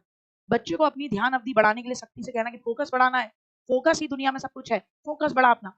या उसको खुद से नियमित करने के लिए, खुद को खुद से डिसिप्लिन करने के लिए और टाइम मैनेजमेंट के लिए उसको टाइमर देना है कि देखते हैं आप 3 मिनट तक बैठ सकते हो, बच्चा 3 मिनट तक बैठा, वेरी गुड, अब आपको 5 मिनट तक यही काम करना है, वेरी गुड, अब आपको 10 मिनट तक यही काम करना है। अब ये बताओ भैया, ये बच्चा बहुत ज्यादा विचलित है, क्लास के दौरान ध्यान देने में परेशानी है, ये बच्चा कौन से विकार से पीड़ित है, इसको कौन सी प्रॉब्लम है?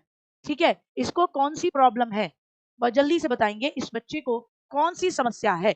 कौन बता रहा है, जल्दी से बता दे फटाफट। बहुत बढ़िया प्रियंका सिंह, बहुत बढ़िया प्रियंका सिंह, ये बच्चा कर पाता और बहुत ज्यादा अटेंशन में डिफिसिट है, ध्यान नहीं दे पाता और हाइपर एक्टिव है, अति आवेगशील।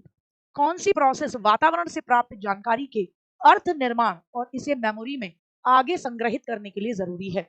बताएंगे भैया कौन सी प्रोसेस है कि एनवायरनमेंट में जो भी जानकारी आपको मिल रही है, आप उसके अपने अकॉर्डिंग उसका अर्थ निर्माण करो, यानी अपने अकॉर्डिंग उसको समझो, अपने अकॉर्डिंग उसके बारे में अंडरस्टैंडिंग बनाओ, और आप उसे अपनी मेमोरी में स्टोर करने के लिए सबसे पहला प्रोसेस कौन सा है इसके अंदर, आप बताएं। सबसे पहला प्रोसेस क्या है?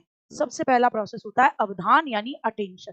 क्या सबसे पहले अगर आपने ध्यान दिया यानी आपने अटेंशन की, तभी तभी आप क्या कर पाओगे, अर्थ निर्माण कर पाओगे और इसे स्मृति में आगे संग्रहित कर पाओगे, स्टोर कर पाओगे। पुनर्प्राप्ति रिट्राइवल तब होता है जब कोई चीज आपके दिमाग में बैठ गई, फिर आप उसे प्राप्त करना चाहते हो, तो स्मृति के कोने से निकाल कर उसे वास्तविकता के धरातल पर लाना, वो होता है।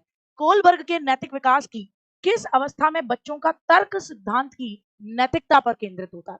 भैया कोलबर्ग भैया की तीन क्या है, तीन आपके लेवल हैं, 3 लेवल हैं और 6 स्टेजेस हैं। क्या कहेंगे, 3 लेवल हैं और 6 स्टेजेस हैं। 3 लेवल 6 स्टेजेस। कहां पर नैतिकता, बच्चों का तर्क सिद्धांत की नैतिकता पर, कहां पर बच्चा नैतिक होता है, कहां पर बच्चा नैतिक है, कहां पर बच्चा नैतिक होगा? भैया ध्यान से सुन लो, ध्यान से पढ़ लो, कहां पर बच्चा नैतिक होगा नाम में ही क्लियर है। कोलबर्ग के नैतिक विकास की किस लेवल में बच्चों का तर्क सिद्धांत की नैतिकता पर केंद्रित है, कहां पर होगा? जहां पर नाम ही नैतिक स्तर होता है, यानी कन्वेंशनल लेवल पर, है ना। पहले वाले में प्री कन्वेंशनल में बच्चा नैतिक नहीं है, पोस्ट कन्वेंशनल ऑप्शन दिया हुआ नहीं है, तो कब होगा? Pre conventional. स्वायत्त नैतिकता और विषम नैतिकता यानी हेटेरोनोमस मोरालिटी और ऑटोनोमस मोरालिटी, ये पियाजे के शब्द हैं। ठीक साहब, आगे बढ़ेंगे। एक प्राइमरी स्कूल का टीचर किसके द्वारा बच्चों के शैक्षणिक आत्म अवधारणा के विकास को दृढ़ता से प्रभावित कर सकता है। मतलब आपसे कह रहे हैं एक प्राइमरी स्कूल का टीचर, प्राइमरी स्कूल का टीचर है भैया, प्राइमरी स्कूल का 1 to 5 वाला टीचर है, ठीक है ना? आ रही है बात समझ में? हाँ। अब उसके द्वारा बच्चों के एजुकेशनल सेल्फ कंसेप्ट की चीजों को लेके ना बच्चे का अपना कंसेप्ट बने, तो सेल्फ कंसेप्ट के विकास को कौन सी चीज सबसे ज्यादा इफेक्ट करेगी? कि वो कहते हैं अबे तुमसे तो हो गया, पहले क्वेश्चन में तो जवाब नहीं आया था तुम्हारा, तुम बताओगे। ऐसे कर दे भाई साहब, बहुत कम उम्मीद है, ऐसे बोल दे बच्चों से, सभी बच्चों से ये कह दे मुझे तुम में से किसी से भी उम्मीद नहीं है, तुम तो ना की कटवाओगे। बच्चों में स्वायत्तता, अच्छा देखो स्वायत्तता ना पॉजिटिव चीज होती है, क्योंकि स्वायत्तता का मतलब क्या होता है गुड्डा? तो आप कहोगे स्वतंत्रता होता है। क्या होता है बिट्टू, क्या होता है? तो आप कहोगे स्वतंत्रता, तो स्वतंत्रता तो अच्छी बात है, बच्चे को अगर स्वतंत्रता दी जाए तो वो अच्छी बात है। लेकिन आप यहाँ पर बात क्या कह रहे हो, दंडित किया जाए, बच्चे को लठ तोड़े जाए। बच्चों में स्वायत्तता और पहल को पुरस्कृत करो। अगर टीचर चाहता है कि बच्चा खुद से कंसेप्ट बनाए, खुद से कंसेप्ट बनाए, तो उसके लिए क्या जरूरी है कि बच्चे को इंडिपेंडेंस दे और पहल करने पर टीचर उसको तारीफ दे। क्या करे? पहल करने पर तारीफ दे। हमेशा याद रखो, आप यहाँ पर क्या है आप जानते हो, यहाँ सवाल सही क्यों होते हैं, यहाँ आप पे एक अननेसेसरी इमोशनल प्रेशर नहीं होता है।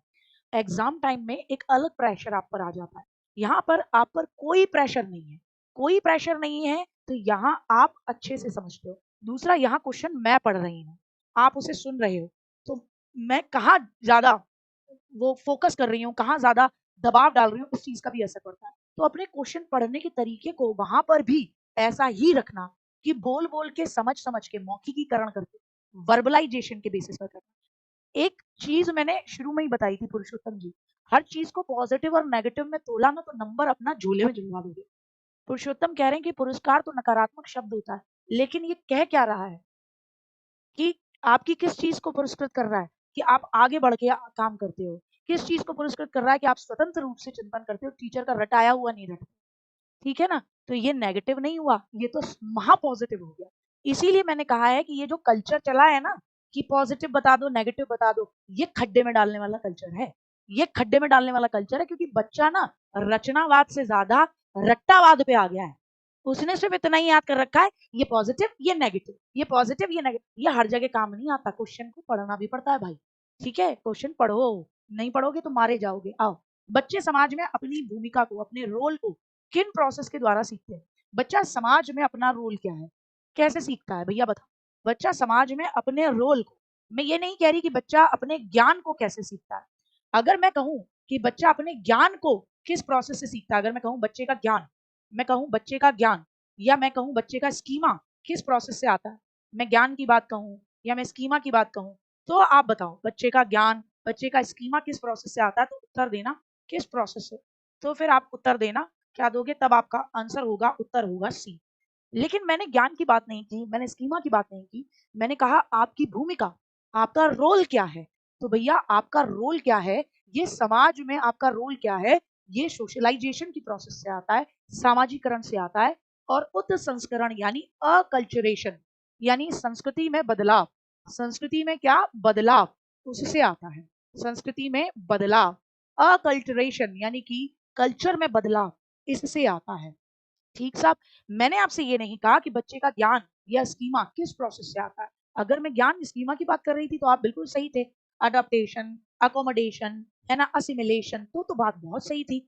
मैंने कहा बच्चे समाज में अपनी भूमिका कैसे सीखते हैं, कि भैया बड़ों के सामने ऐसे हाथ जोड़कर नमस्ते करनी, ये समाज के अकॉर्डिंग ढालने की प्रक्रिया सामाजिकरण कहलाती है। तो प्रोसेस में आपको सामाजिकरण में जाना था, और साथ में उत्संस्करण यानी संस्कृति। मैं इसीलिए कह रही हूँ समय लीजिए, लेकिन क्वेश्चन अच्छे से पढ़िए, और मैंने शुरू में ही कहा है प्रश्न ऐसे न जानो पूछो कैसे। और ये बात मैंने उस दिन भी कही थी जब मैंने कंटेंट की मैराथन कराई थी, कि भैया कहीं से भी पढ़ लेना, ऐसे क्वेश्चन कराऊंगी आत्मा तृप्त हो जाएगी, टॉपिक रिवाइज हो जाएंगे, क्वेश्चन को कैसे पढ़ना है और क्वेश्चन कैसे पूछे जा सकते हैं, ये वाला मामला भी रहता है। ठीक साहब, आ जाओ आ जाओ। जीन पियाजे के अकॉर्डिंग जब किसी बच्चे को खिलौना दिखाया जाता है और फिर छुपा दिया जाता है, खिलौना दिखाया और छुपा दिया, वो उसे भूलता नहीं है, बल्कि वो खिलौने को खोजने की कोशिश करता है, और उसी जगह पर जाकर खोजने की कोशिश करता है जहां उसका वो खिलौना रखा जाता है। ठीक है साहब, तो बताना है ये किस अवस्था में पाई जाती है और क्या कहते हैं, तो सेंसरी मोटर में पाई जाती है और वस्तु स्थायित्व कहते हैं। ये मैंने आपको शुरुआती दौर में ही बताया था, जो जीन पियाजे की शॉर्ट वीडियो बनाई उसमें भी बताया कि यही चीजें बार बार पूछी गई। प्री ऑपरेशनल में कभी भी वस्तु स्थायित्व नहीं होता। प्री ऑपरेशनल में आत्म केंद्रितता होती है, लेकिन आत्म केंद्रितता का मतलब होता है किसी एक पहलू पर फोकस, कि आप कोई चीज देख रहे हो उसके केवल एक पहलू पर, किसी एक पहलू पर, एक एस्पेक्ट पर आप फोकस कर रहे हो, कि लंबाई देख रहे हो तो लंबाई देख रहे हो, चौड़ाई देख ही नहीं रहे। मूर्त संक्रियात्मक में आपकी रिफ्लेक्सिव मेंटल ऑपरेशन नहीं होते, रिफ्लेक्सिव प्रोसेस नहीं होती। ठीक साहब, आओ लॉरेंस कोलबर्ग के अकॉर्डिंग नैतिक विकास के अच्छा लड़का अच्छी लड़की, जो कि आपकी थर्ड स्टेज है, कौन सी स्टेज है बेटा जी? तो आप कहोगे थर्ड स्टेज। अच्छा लड़का अच्छी लड़की चरण में व्यक्तियों की क्या विशेषता होती है? अच्छा लड़का अच्छी लड़की में क्या विशेषता है? नियमों को निश्चित और निरपेक्ष के रूप में देखेगा, कि नियम अटल हैं, बदल नहीं सकते। इसमें या दूसरों के द्वारा सम्मान प्राप्त करने की चाह और वो करने की कोशिश जिससे दूसरे खुश हों, ये महसूस करना कि खुद के लिए कानून और नियमों को बनाए रखना उनका कर्तव्य है, या अमूर्त सार्वभौमिक यानी कि अब्स्ट्रक्ट यूनिवर्सल प्रिंसिपल सभी मानवता के लिए मान्य है, किन पर फोकस करेगा? बी। अच्छा लड़का अच्छी लड़की, मैं तो वो करूं जो दुनिया ने अच्छो लगे, मैं तो वो करूं जिससे दुनिया मुझे एक्सेप्ट करे, मुझे क्या बोले? मुझे ये बोले कि मैं तो अच्छा लड़का हूं, मैं अच्छी लड़की हूं। दामिनी जी, अगर नहीं समझ में आया है, शॉर्ट वीडियो पड़ी हुई है टीचिंग एग्जाम TWA पर, एक बार जाकर उसको देख लो। एक बार देखना, दो बार देखना, तीन बार देखना, ऐसे दिमाग में बैठेगा कोलबर्ग कि दिल खुश हो जाएगा। ये जितने भी बच्चे बता पा रहे हैं, इनके सबके जहन में बैठा हुआ है कोलबर्ग। अब ये रात में भी उठ के कोई पूछे ना इनसे, सोते सोते में भी, कि भैया बताओ फलानी चीज, ये एकदम फट से बता देते हैं। ठीक है, एकदम फटाक से बता देंगे तो आ जाए। अब ये देखो, अब ये भी बताएंगे, नियमों को निश्चित और निरपेक्ष के रूप में देखना, कि नियम निश्चित है, तो ये कौन सी स्टेज हो सकती है? देखो अभी बताएंगे, सारे के सारे एकदम दिमाग में बैठा के बैठे हैं ये, एकदम बताएं ये कौन सी स्टेज है कि नियमों को निश्चित और निरपेक्ष के रूप में देखना, कि नियम अटल है, नियम अटल है। कौन सी? बहुत बढ़िया, फोर्थ स्टेज, शाबाश। अब तुमने मेरा दिल खुश किया है, फक्र से मेरा सीना चौड़ा कर दिया औलादो। फोर्थ स्टेज कि प्राण जाए पर नियम न जाए, नियम और कानून की अवस्था, यह महसूस करना कि खुद के लिए कानून और नियमों को बनाए रखना उनका कर्तव्य है। अगेन फोर्थ स्टेज, ये कर्तव्य है कि नियम और कानून बनाने। अमूर्त सार्वभौमिक सिद्धांतों में विश्वास करना, जो सभी मानवता के लिए मान्य है। बताओ कौन सी स्टेज? बताओ बेटा, ये कौन सी स्टेज है? बताओ। ये लास्ट वाला डी ऑप्शन, बहुत बढ़िया दिव्यांश, छठी स्टेज, जिसमें क्या कहता है कि मैं मर जाऊं पर दुनिया भली रहे, मैं अपना जीवन सर्वस्व त्याग दूं, ऐसा वाला भाव, बहुत बढ़िया। निम्न में से, बहुत शानदार चल रहे हो, बहुत बढ़िया बहुत बढ़िया, तब तक भाई अपनी अच्छा कर रहे हो। जिससे सबसे ज्यादा डर लग रहा था कोलबर्ग, और कोलबर्ग खेल गए हो बढ़िया। आओ भैया, निम्न में से कौन सा स्टेटमेंट सामाजिक रचनात्मक क्लासरूम में मूल्यांकन को चिन्हित करता है? कौन सा स्टेटमेंट सोशल कंस्ट्रक्टिव क्लासरूम में मूल्यांकन को, कि बच्चे का मूल्यांकन हो रहा है, और वो भी कैसा?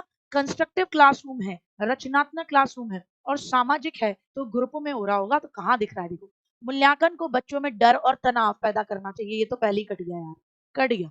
और फिर कह रहे हैं प्रतिस्पर्धा को बढ़ावा, उड़ा दो।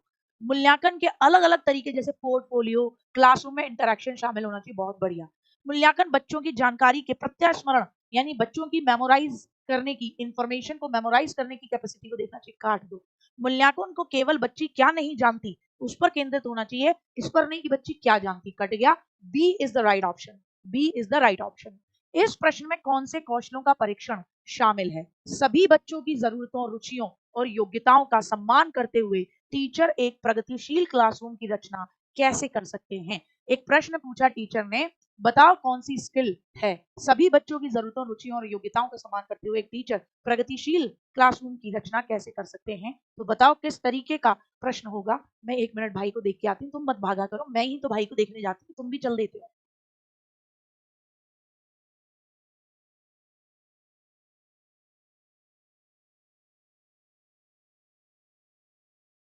सच्ची तुम कह रहे हो तो लगा रही हूँ बेटा, ये तो बात सही है। केवल ज्ञान का मामला नहीं है, केवल बोध का मामला भी नहीं है। अभिसारी सोच, क्या बताया था? कन्वर्जेंट सोच यानी कंजड़ वाली सोच, और कंजड़ सोच यानी बेकार, कंजड़ सोच यानी बेकार। तो भैया ऐसा प्रश्न पूछ रही है टीचर, बच्चों से कह रही बेटा तुम्हारी जरूरत, तुम्हारी रुचि, तुम्हारी योग्यताओं का सम्मान करते हुए मैं कैसे प्रोग्रेसिव क्लासरूम बनाऊं? तो इसका मतलब टीचर समस्या समाधान कौशल विकसित करवा रही है अपने बच्चों में, कि बेटा बताओ कैसे करना चाहिए, है ना? वो वाला मामला। बौद्धने की गतिविधि करने के बाद रोशनी बच्चों को इस प्रश्न पर मनन करने के लिए प्रोत्साहित करती है।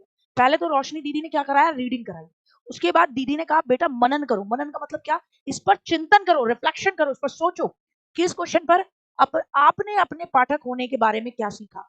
अगर आप पाठक होते तो क्या सीखते? अगर आप पाठक हो तो क्या सीखते? तो रिफ्लेक्ट करने की कह रही है, मनन करने की कह रही है, मेटाकॉग्निशन, यानी अपने ज्ञान का ज्ञान करना, अपनी सोच पर सोचना, अपने किए हुए काम पर सोचना। मेटाकॉग्निशन, अधिसंज्ञान बोले तो परासंज्ञान, अधिसंज्ञान बोले तो परासंज्ञान। क्या होता है? अपनी सोच पर सोचना, अपनी सोच पर सोचना, अपने किए हुए काम पर सोचना, ये कहलाता है बेटा जी मेटाकॉग्निशन।